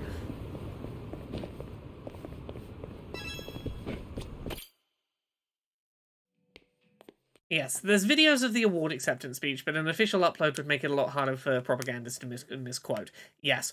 I've seen a lot of social media posts trying to imply, like, for example, trying to imply that, they're talking about bombing of Gaza, but didn't once acknowledge the attack on October 7th. They fucking open by, they acknowledge October 7th before they acknowledge the bombings in Gaza. Explicitly, I suspect, to try and diffuse that particular argument, but like the number of like misquotes or deliberate edits to just like hide that fact and try and go like, no, they only talked about Gaza, they don't care about Israel. And like, no, they did acknowledge Israel before. They were like, things that happened on this one day in Israel, and also the things that have happened in the many months since then over here in Gaza. You know, oopsie. Good on them, though. Fucking good on them using their platform like that. Party of three? Yeah. Anyone you're here to see? Sachan, I mean, Saiko-san, please. Right away, sir. My apologies. You have guests at table 3. It is, you know, it's... Folks, that's my cue. Yeah, you're right. You're never gonna placate the people that was trying to placate. They'll just edit around anything they can't use. But also, here's the thing, and I'll say this again.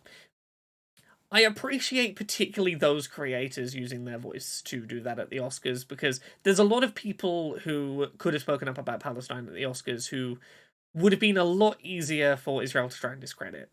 Very specifically, Jewish creators making a film about people ignoring genocide is about one of the only people who, like, that's one of the only contexts in which someone could speak up about Palestine at the Oscars and not be accused specifically of being anti-Semitic. It's one of the few contexts in which someone could give that speech and not have, like, that easy an out for Israeli media to go, well, we can disregard this. So thank you to them for using their position as people who can make that statement with at least one less critique of them to make that statement. Yeah. Anyway, Yakuza-ing. Kiryu-san? This is certainly a John Cena surprise. did indeed make a good big statement in support of the Costumers Guild. For anyone who doesn't know, I know people have probably seen naked John Cena with just a little sign in front of his genitals as an image. Yeah, he was doing that to help raise awareness for the Costumers Guild, who are like severely undercredited, underpaid, and overworked, and that the work they do is absolutely vital. You know, it was a good act of protest done in a way where, like, it's very easy once someone points it out to go, oh, I can see how him showing up naked to an awards show is referencing the thing he's trying to raise awareness for. I can see how they're linked. I see. So Kiryu-san's going through cancer. Yeah, believe me, I was shocked when I heard the news too. But right now we're focused on finding ways to move through it together. Got it. So that's why you're doing a bucket list. Yeah. And with any luck, he's gonna check off everything on it. Sunhee and I are helping him as best we can. Gosh, just hearing that is getting me all fired up. I knew you were our go-to gal, Sachan. I wasn't sure if just the two of us could pull it off. Thought we might need an extra hand. Aha!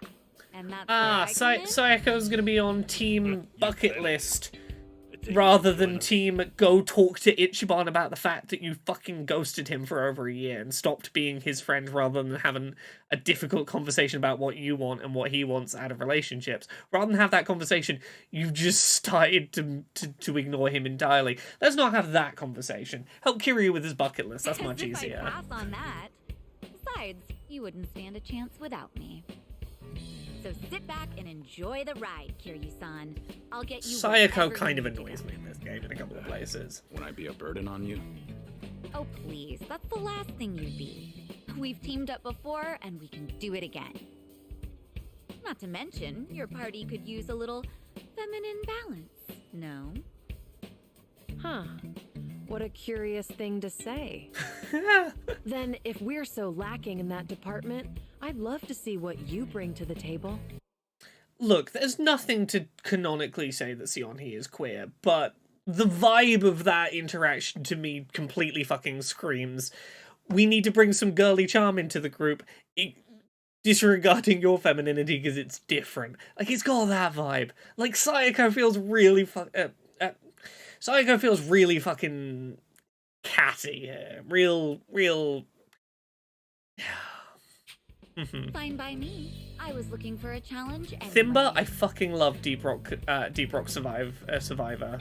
Is fucking great. What's the deal with those two? I've streamed it a little bit on this They're channel. enjoying a little bonding. It is one of the better With that Vampire being said, Survivors clones out I'm there at the looking moment. forward to tonight, Kiryu-san. Yeah, as Anam Zero points out, Seonhee's response to "Let's go to a hostess club" was "Heck yeah, I like looking at girls." I'm very much of the opinion that Seonhee is into girls, and I really feel like Sayako was making a deliberate jab of, yeah, no, we need some like girl energy in the group, not like queer girl energy. Like, there's a few things Sayako does here where I'm like, it's not text, it's not textual, but I read her in ways that I don't like. All right. Yes, it sucks that, it sucks that Deep Rock Survivor is only on PC right now, but it's in early access, and I don't doubt that once it comes out of early access, it will be on console. At the very least, I imagine it'll be on Xbox, because they have a lot of experience with Deep Rock Galactic on Xbox. I would be surprised if this doesn't get ports once it hits 1.0. But yeah, Deep Rock Survivor is one of the more interesting vampire derivers out there. Well, I was a little surprised. I thought you might push harder for Kiryu-san to get treated, especially considering your background and all. I be love honest, this conversation. Wish I could. But it's like talking to a brick wall. It's this Kiryu-san, remember? You can't talk him into anything he doesn't want to do. But doctor said something that stuck with me. That a friend could change his mind down the road. So I figured I'd switch my approach. We'll have Kiryu-san try to enjoy every last moment to the fullest. Yeah. Eventually he'll think, man, isn't it great to be alive? And After that, he'll change his mind and want to live? Maybe? that's the plan. I need to let Sachan in on it too. I think Namba's got the right idea here. If someone's being really, like, giving you a lot of pushback, you're like, hey, you should stop, feeling like death's inevitable and go get some help. And they're like, no, I actively refuse to do that. As one of Kiryu's very few friends, if you keep pushing him on that, he's just going to feel like he can't be around you because you're trying to push him to do something he doesn't want to do. I think going, cool, what can I talk you into?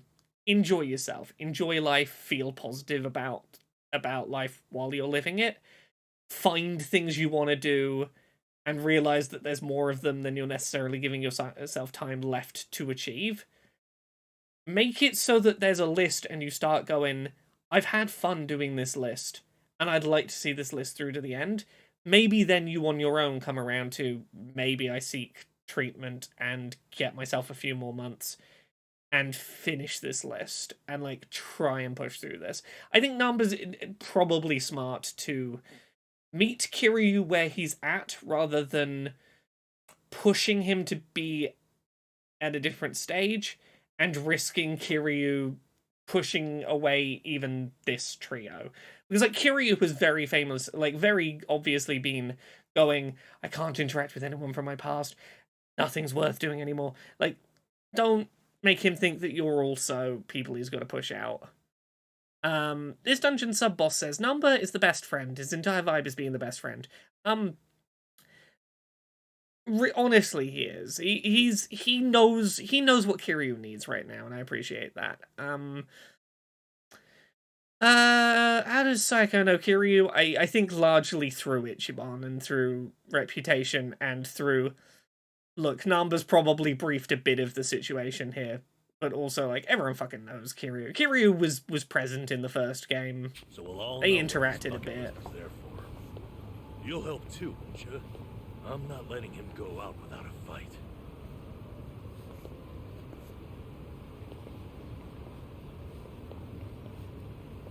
Yeah, right there with you.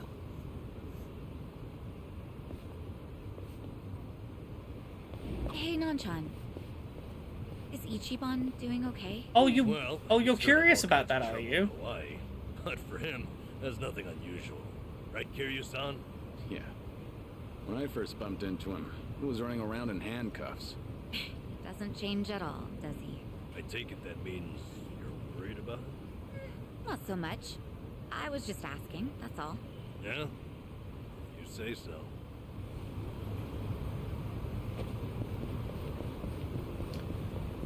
Just fucking say hello to Ichiban. Just respond to one of his texts and go, hey, I'm doing alright, how are you? Just like, don't go, oh, you were more into that date than I was, I'm just gonna not talk to you anymore. Don't fucking do that. Like, just have a conversation like an adult. Like, either talk to him or let it go. Exactly. Like, just... If you feel like it's ruined the relationship to a point where you can't be friends with him anymore, just fucking tell him that. Because, like, Ichiban was willing to be open about his feelings and tell you, you know, for better or worse, how he was feeling. Give him the same courtesy. Tell him where you're at. This is it, Kiryu-san. Our old Ichinsho staple. Now, Wincy says you should be using your Sego if you want to get to some places fast. I know I can be using it, but I like running around on foot. The Segway feels better designed for Hawaii, but even then I want to be like doing the little hand waves to people in Hawaii. I just have found myself not using the Segway a lot in the second playthrough. I know it's an option. It's not what I've been doing. Sayako technically had a fight with Kiryu, but he literally never attacks her because he's programmed to not hit female party members. Yeah, that sounds like Kiryu. The name's a bit weird, and the owner hardly ever cracks a smile. But he's a good guy. It's also the only karaoke bar left. At least that we like. Hey, barkeep. Got a new customer for you. Oh, I love this. Our friend here's Taichi Suzuki. So, for anyone unaware, it sure seems like this is two men who are meant to be dead, meeting each other and going, I thought you were dead, I thought you were dead, is the vibe of what's happening here. You two, know each other? No, I imagine he mistook me for someone else. In any case, Survive's glad to have you, Suzuki. I love these two people trying to keep up the facade of, You good? hey, bartender, Actually, I hey, had a friend who looked just hey, like him. Suzuki, you look a lot like my For a friend. moment, I thought he had come back. Couldn't be, though. My apologies, sir. Hey, don't beat yourself up over it.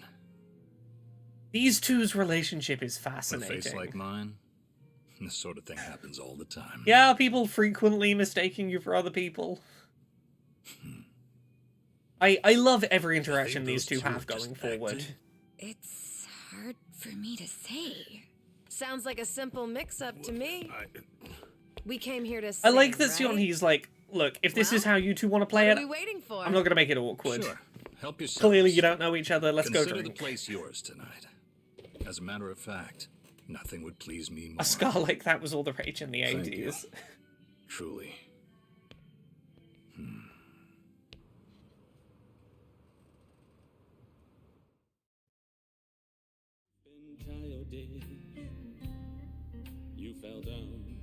As a heads up, I won't be streaming on Friday, but I will be doing my usual stream on You know, I Wednesday. wasn't sure how things would end up in Hawaii. But at least Kiryu-san seems to be doing better over here. Sunny, Sachan, it's all thanks to you two. No, Namba, I think it's all thanks No to need to you. thank me, Nanchan. You know I'm happy to help. And I'll do everything I can for him on my end. Call it a debt of gratitude if you want. Right on. We all owe Kiryu-san a lot, especially those of us from Ijincho. But more than anything, if there's even a slight chance he'll make it, I personally want to see I him love there. how subtle they're being in this conversation. Because, to be honest, there's too much to bear on my own. Good at this. Memories of you, twisting my view.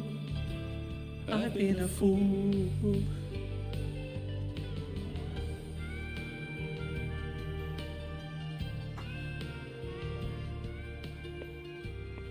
Oh, Kiryu-san, that was great. Yeah, top-notch stuff. So the rumors are true. The Dragon of Dojima can carry a tune and then some. Seems to me you guys weren't even listening. Are you kidding? Of course we were. Well, I guess I just have a voice nobody wants to hear anymore. Hey guys, you need to spend less time like talking about the plan and more time like, if you want Kiryu to get on board with this bucket list, you have to be as into the bucket list as you want him to be. You've got to give these activities 1001%. But we really were listening. All right, who's up? The song's starting. Now how'd that happen? If no one's taking it... Although I love that Kiryu's like... Did that on purpose. I love that Kiryu's like, oh, none of you... He goes and complains that none of them were paying enough attention to him in order to... just long enough to be like, oh, next song's starting. Fucking hype me up. I'm like, look, you're dying. I think you can get away with that. Smooth move. The red lines. Well, he's clearly feeling it. I say we back him up. Give it all you got. Yeah! We're breaking Breaking the law, breaking the world together. I'm giving it all I've got, Kiryu, don't worry. We're breaking the rules. There's no choice, no going back to how it was. No slowing down because we'll keep our heads high. Our fists raised till we die. We're living by our own judgment. I hope you enjoyed my terrible singing. Well done. Have a good night, Artisynth. All right, just don't be gone too long. Kiryu-san, was this a good idea or what? I'm having the time of my life. Me too. Oh, bartender, can you fill us up? Hey, it's me. What is it?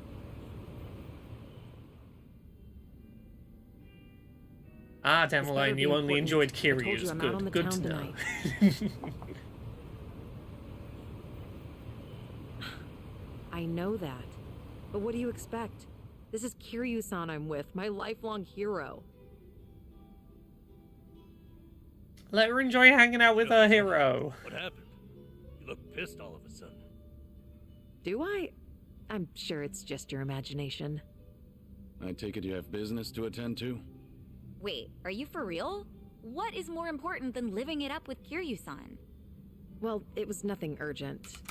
That said, I did receive some rather troubling news. Buzzkill or not, can you tell us?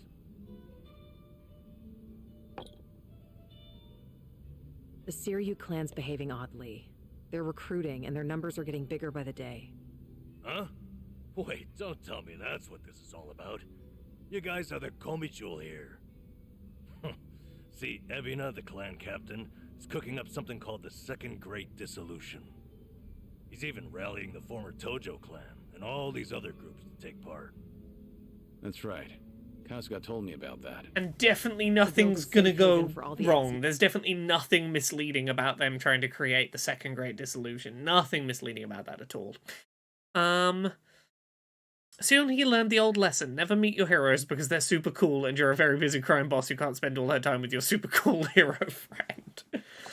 Yakuza roaming about. Supposedly, that's his big objective. Those with nowhere to turn can swear up for a time, in exchange for stable work. The waste management they do down by the docks is one example. You could almost say it's an expansion of what Kasuga was doing with Hello Work. What the heck? So you knew all along? And isn't it suspicious that Ichiban was trying to do that work that would have directly competed with this by helping get ex-Yakuza back on their feet, and that mysteriously some VTuber, got his whole thing shut down, so that this operation of collecting all the ex-Yakuza together could go unopposed? How suspicious, I mean, how coincidental a series of events that is. The thing is, some of those ex-Yakuza joining up And with his didn't Kiryu, involve a literal they had panopticon. already gotten their lives Yeah. back together. And it's not just a handful. I'm talking by the 100. What? Why would that happen?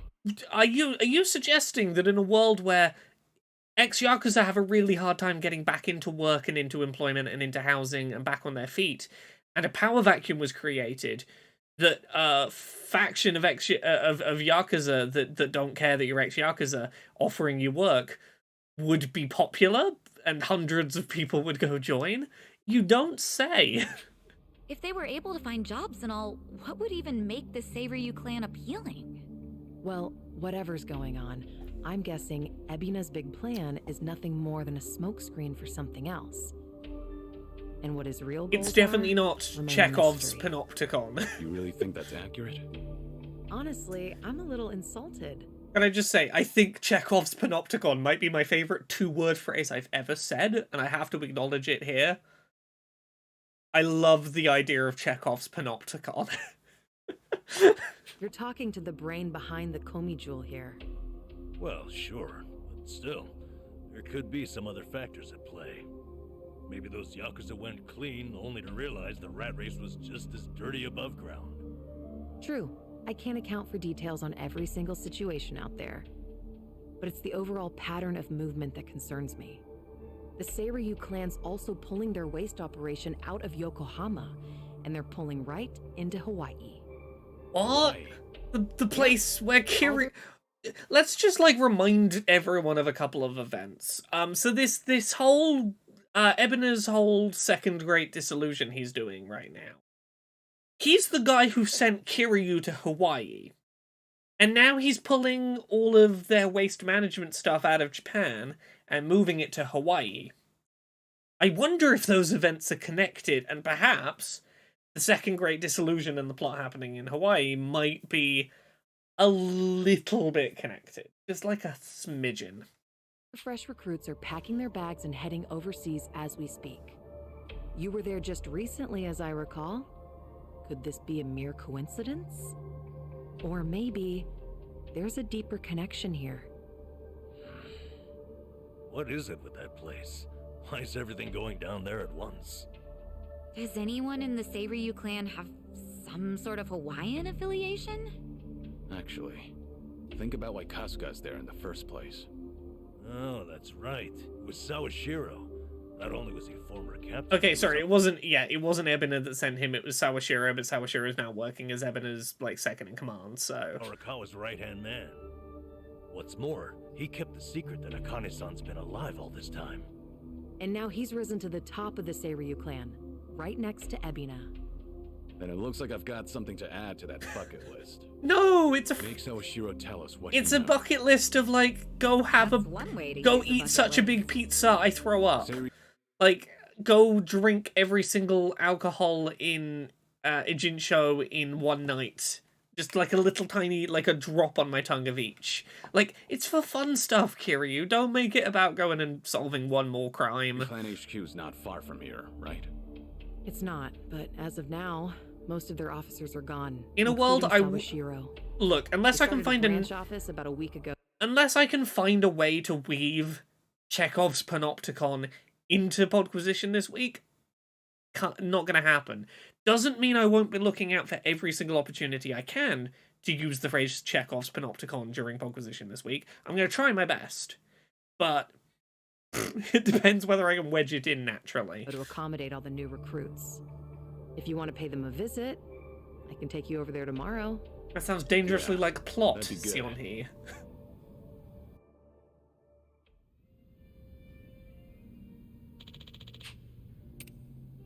we should head back to the apartment, but before we do, let me turn around and head back into the bar. Oh, we got this to do. Helmet-wearing man. Oh, it's you, Hiro-san. How's it going?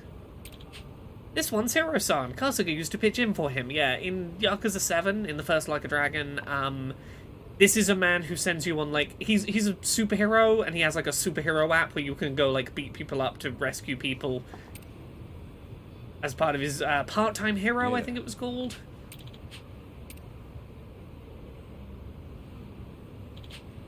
Hero, president of the Part-Time Hero Inc. We'll get you a hero, or my name's not Hero. It's a service that dispatches heroes across the city to anyone in need. They're part-timers who believe in what we do. We dealt with practically everything, from bodyguarding to herding cats. We've been a bit short-staffed, though, lately. Hi. Now we do part-time rescue. There's an epidemic out there of normal folks being flagrantly extorted and harassed. Any hero who successfully resolves a situation like this earns rewards from us. Would you like to register as a part-time hero?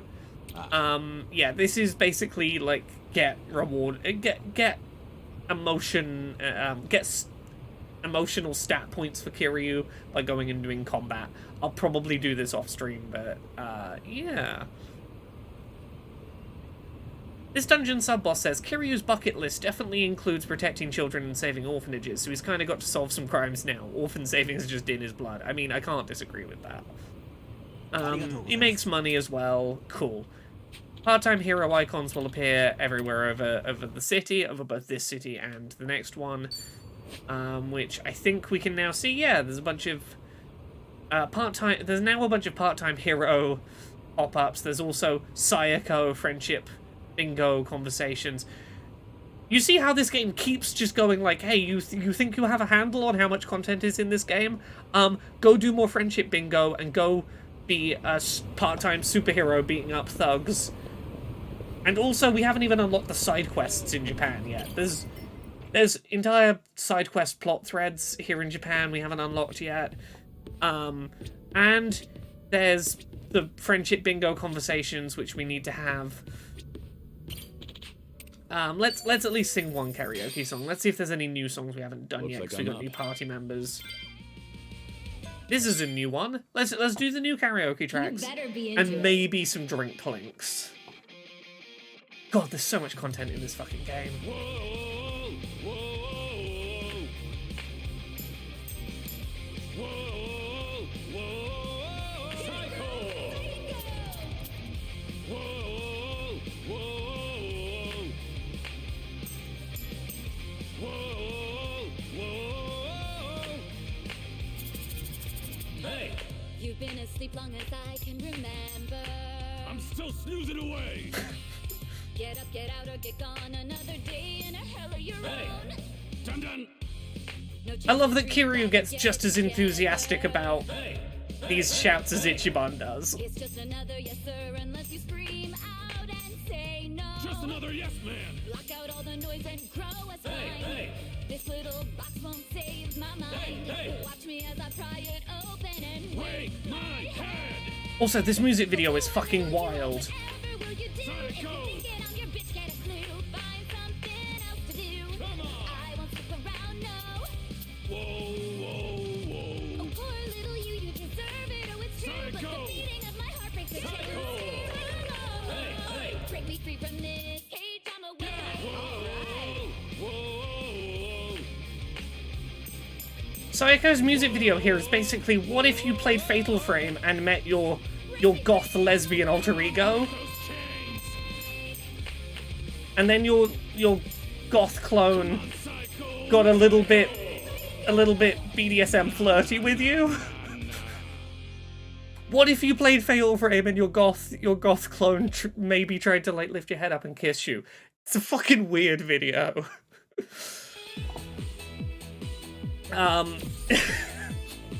Like, I don't know how better to explain you played Fatal Frame and now your goth clone wants to dom you. It's fucking weird. I think Sayako has a few unique songs here we haven't done yet. I'll show you No. how it's done. This dungeon sub-boss says Sayako is not escaping the queer allegations. She's got the vibe of repressed queer. Like, she's being a bit like, you're not properly feminine to the other queer woman, because she's like a little defensive about the fact she's not ready to admit that, like, that music video is the closest she's going to admit to admitting, like, hey, maybe the reason I didn't say yes to Ichiban's proposal is because I like girls, maybe. She's a while from getting there. Which of these are new? Oh, this one's new. Oh, I practiced this one.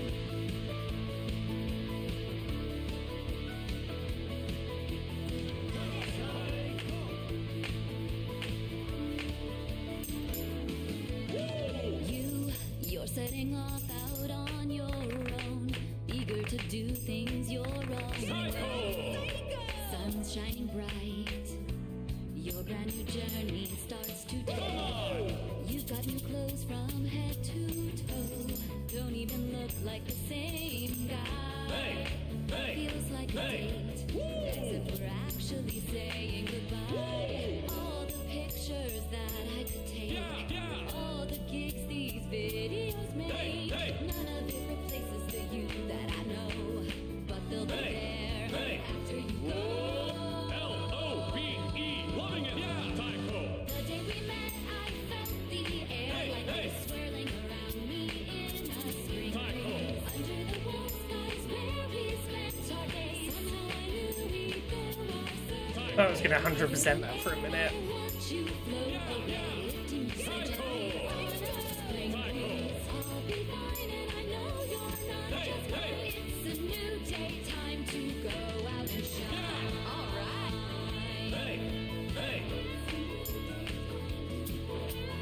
We're gonna rock the mic. And one miss and one good rather than great.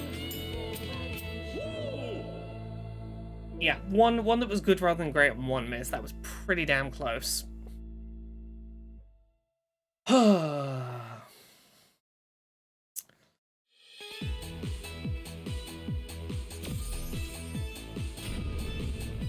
Pretty good, top 15. Any more songs we haven't done yet? Okay, well, looks like I'm up. Spring Breeze. Ooh, haven't done this one either. You're Oh, along or you're all dead. oh, let me... I've already messed that up, and... Let me try it again. Like a Butterfly. Like a Butterfly is like Evanescence. It's a song that would be great with just the female vocalist, but they insist on putting Okay, well, a man looks like shouting I'm in up. it.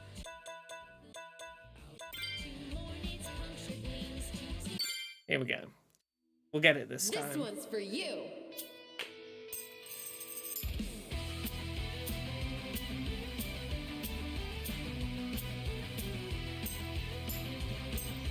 Loving it, Sunhee. Sunhee. Born again. Let's fly high like a butterfly. It's drowning in its greed, the wicked trap was sprung, tangled in the threads of its deed. Tangled in its crimes. Like fate scoops up a fish, struggling in a net. Its brittle wings are torn by the tears as it You tore your wings, now cry. The spider comes, athirst in its A eye. butterfly with no wings is a moth in the flame, just a rat on the floor with another name.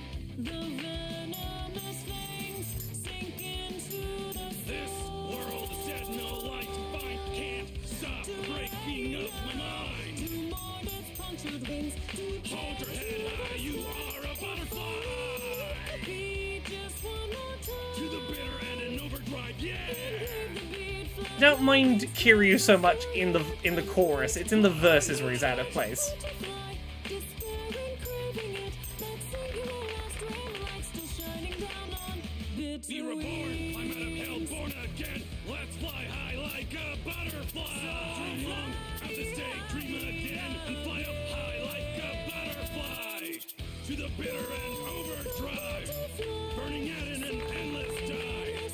To Burning out in an endless sky. Oh yeah! Fly like a beautiful butterfly. Fly like a beautiful butterfly.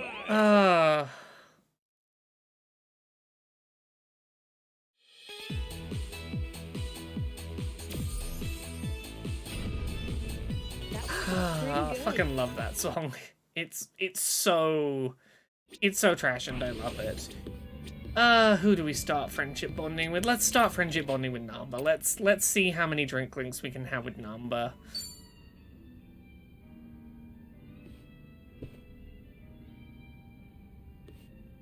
Hey, Namba. Mind if I join you? Be my guest. Nobody likes drinking alone. I don't know, some people do, Namba. Yes, Kiryu-san. Didn't we talk about this? I'm sorry you have to look after me. Oh, That's what it Kiryu. is. Once a nurse, you know.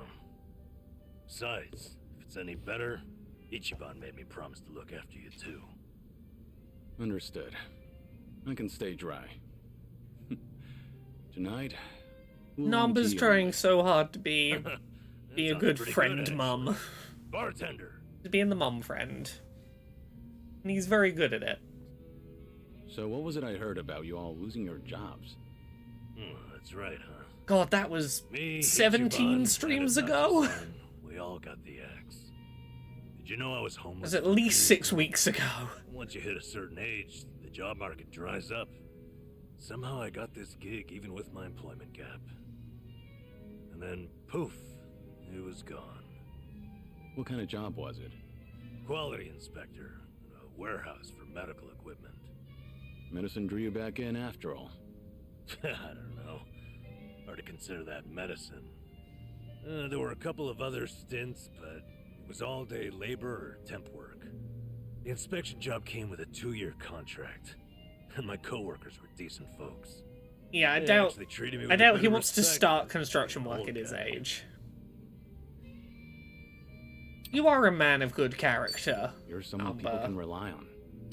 I'm sure they recognize that. A former nurse with the life you've had?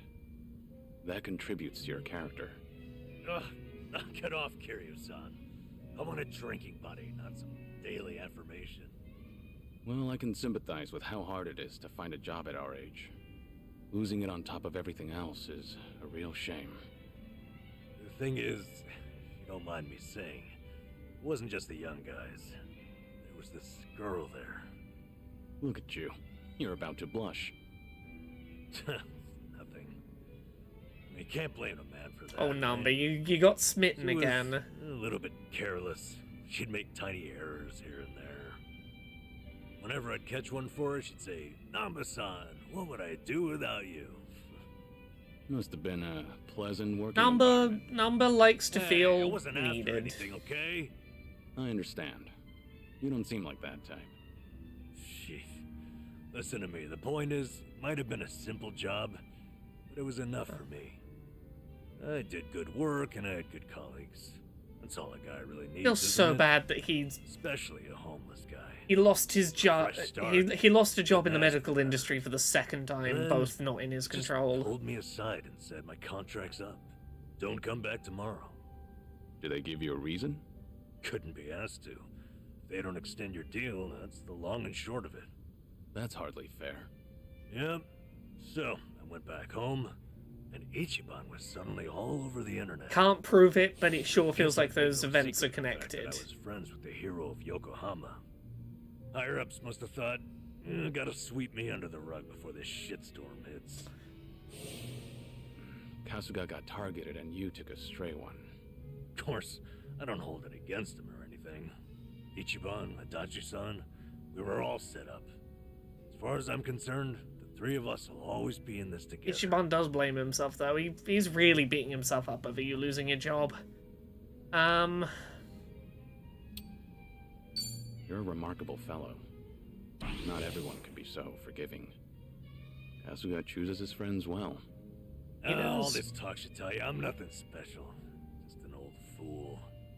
From one old fool to another, I think you're better than you realize. All this talk about you trying to get things back on track. I'm sorry you're saddled with me. Come on. You know it's not like that. Ichiban and Kiryu both have, I think it's important to note, they both have a very similar insecurity, which is they both feel like I don't deserve the friendship and support that is being offered to me.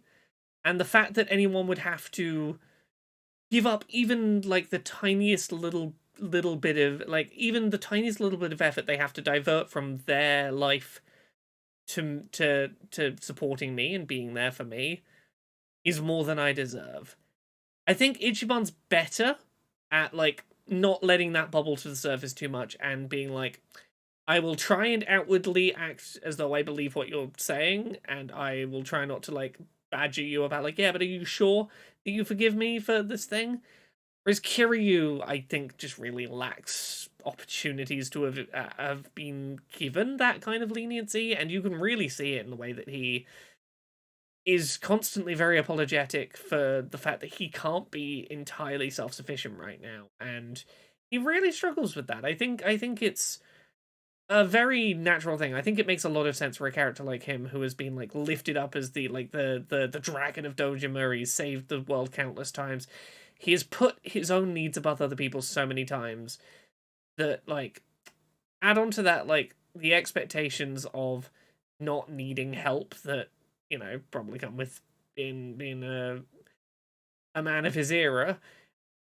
I think it makes a lot of sense that he's really hesitant to accept that someone wants to be there for him. Ichiban only asked me to see you home from Hawaii. It's my decision to stick around and have your back. So no more worrying that you're a burden. I'm the one who's embarrassed here. But I think So. Number's pretty good at reassuring on that front. I'm grateful. There are a few people as good as How about Number we you could finish have off in with your a corner toast like this. and knocking back tea. I'll sip to that. Number is genuinely such a great character. I love him so much.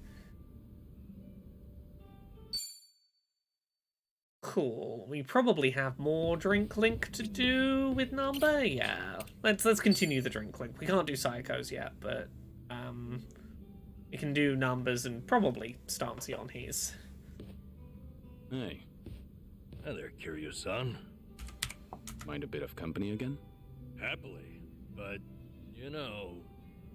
No alcohol, right? Understood. Oolong here isn't bad. You looked lost in thought a moment ago. Maybe. More crap with no easy fix. No simple answers? Well, I'm all ears. You sure? I mean, I don't want to weigh you down.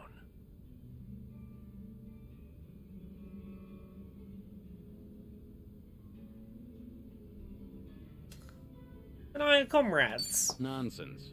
We're friends. Imagine that. Kazuma Kiryu himself is a friend of mine. Alright. Sorry in advance if I end up rambling. Out with it. What's eating you? I guess I was thinking... No, remembering's more like it. My last job, my colleagues there had a send-off for me.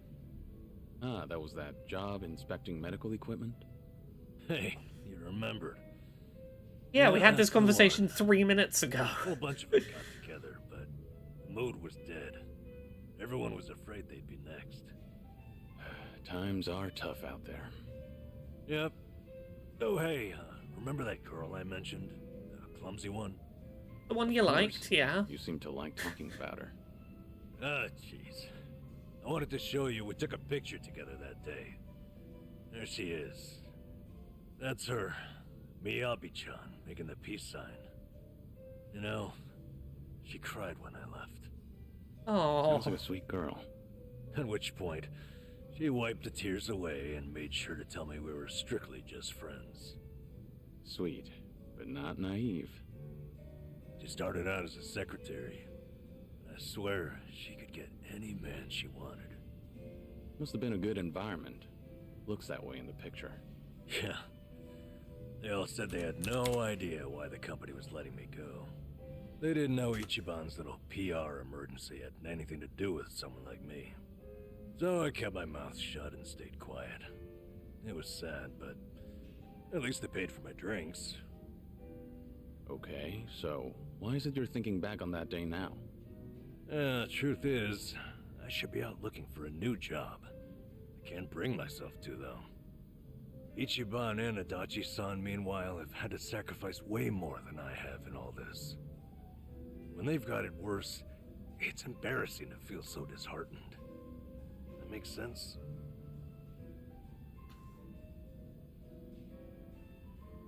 Be honest with me. You can feel disheartened with me. It's not healthy to bottle up your sadness. You want Kiryu to let his Once you're at the sadness very out. bottom, No, but you gotta The only way to go is you up. gotta reciprocate. Kiryu-san, you're battling a serious illness. How do you still have so much sympathy for That's others? just who Kiryu is. There's no such thing as an easy life. Everyone has burdens. Mine are far from the heavy. I don't know, yours are pretty heavy, Kiryu. It's profound. You got a lot to teach me. Anyway, Ichiban and you have really earned my gratitude. Why do you say that? Well, I was unemployed, with no prospects out there. I think I finally realized that the world goes on just the same, with or without me. And then, when I needed it, Ichiban came calling to me for help. Not only that, I even got to lend my assistance to you, Kiryu-san. Being useful, to me, it feels like salvation. I get it. In that Namba's case, value is in helping I won't others. be It's shy what if I like ever need any. I don't think it's a surprise that Namba's like emotional well-being is tied up in feeling like he can help people.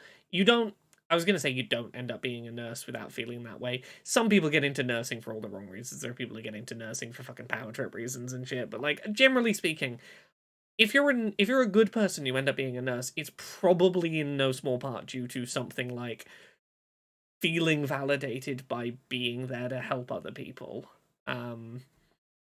This dungeon sub-boss says, Kiryu learns about self-care was not the plot I expected from this game, but I'm so glad to see it.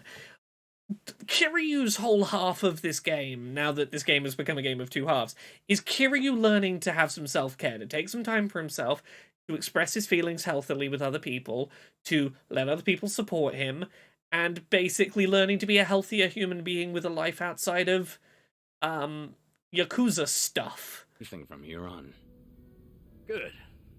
It's I'm here. Kiryu finally, as a man in his 50s, unpacks his mental health. This game is so many different things, and it's the vibe and tone of this game is so wildly different depending on what bit of it you're in. This game should not feel as cohesive as it feels, while being as broad and wildly swinging as it is. Let's continue. Let's do one more bit of drink clink with Namba. Let's do at least one more. Hey, there you are. Hey, waiting for you, Kiryu-san. Would you mind hanging out a while? Something happened? You remember that girl, Miyabi-chan, from my job? The clumsy one? Sure, the one who cried at your farewell party. What about her? Well, out of nowhere, I got a call from her not long ago. She wanted to tell me that the company finally explained to them why I was let go. Oh. After all this time, huh? What'd they tell everyone? Well, that's the thing. Apparently, they claimed it was due to past misconduct. Meaning what exactly? They told them, back when I was a nurse, I stole and distributed drugs from the hospital. That's not. I won't tell anyone. No, that's not you. Stealing drugs? No. I don't think you're the type to do that. Maybe steal them to give away to the poor and needy, You really but like believe in me just like that, Kiryu-san? not I know you steal well them to enough. sell them. You wouldn't risk a good, Anyway. comfy, stable job. Fortunately, I made peace a while back with how that whole incident went down. And I disclosed it back when I first applied for the inspection job. So, they accepted it for 2 years, and suddenly decided to fire me for it. Yeah, so if anyone remembers, this was Namba's drink link plot thread in the first Like a Dragon with Ichiban, was he originally ended up homeless because he basically was accused of stealing drugs from the hospital and selling them. he didn't steal them. Someone else much newer to the hospital was stealing them, and Namba basically covered for her.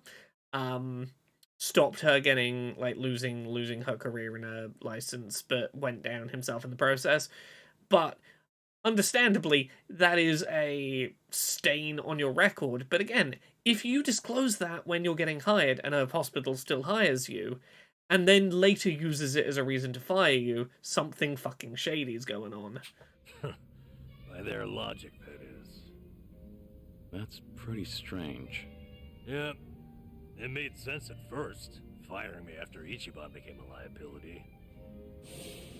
As far as they're concerned, a guy like me is not worth any risk to the company. So why didn't they just tell everyone the truth? It doesn't seem to make sense. I wonder, could it be there was another reason they let you go? Huh? Another reason? That Kasuga video might have been popular, but it's flimsy grounds to cost you your job. You're only an inspector. It's not like you represented them to clients. Yeah, you're right. Yeah. If you fired all the friends of anyone who's ever been roasted online, the world would run out of workers. Yeah, maybe there really was. maybe there's a conspiracy number.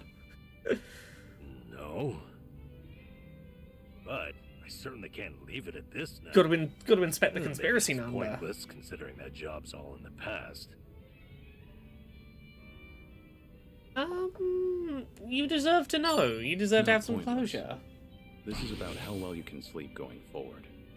Yes, that's right, damn it. Things as they are, I won't be able to rest. So then, what's your plan? I'll have to think about it. Thanks, though, Kiryu-san. You've got your own problems. It's fine. We have to look out for each other. Yeah. That's a decent way of seeing the world. You won't mind if I ask your advice again? Number, if you want Kiryu to open up, you're going to have to open up too. If you want him to let you support Least I can him, do is you gotta lend let an him ear. support you in return. You gotta be That's all I bros. need. It's always good to have someone who'll listen. Look at this beautiful friendship. Look at these middle-aged men just emotionally supporting each other, helping each other through you know, having feelings. Do we keep going a little longer? Do we do Sionhee's drink links, or do we leave it? We might leave it here. We'll start, rather than like break it up, we'll start with Sionhee's drink links on Wednesday's stream. Then we'll go pick up Sayako's bingo cards and come back and do her drink links. And we'll have a much better tight-knit emotional group here. Now, before we go, I am going to raid in a moment over to the lovely Comrade Zimmerman, who is streaming The Thaumaturge tonight, so stick around for that if you're over here on Twitch. Thank you very much everyone for watching. I hope you've all enjoyed tonight's stream. I'll be back on Wednesday, and probably not on Friday, but I might try and make another stream this week happen somewhere. Have a good rest of your week, everyone. Bye.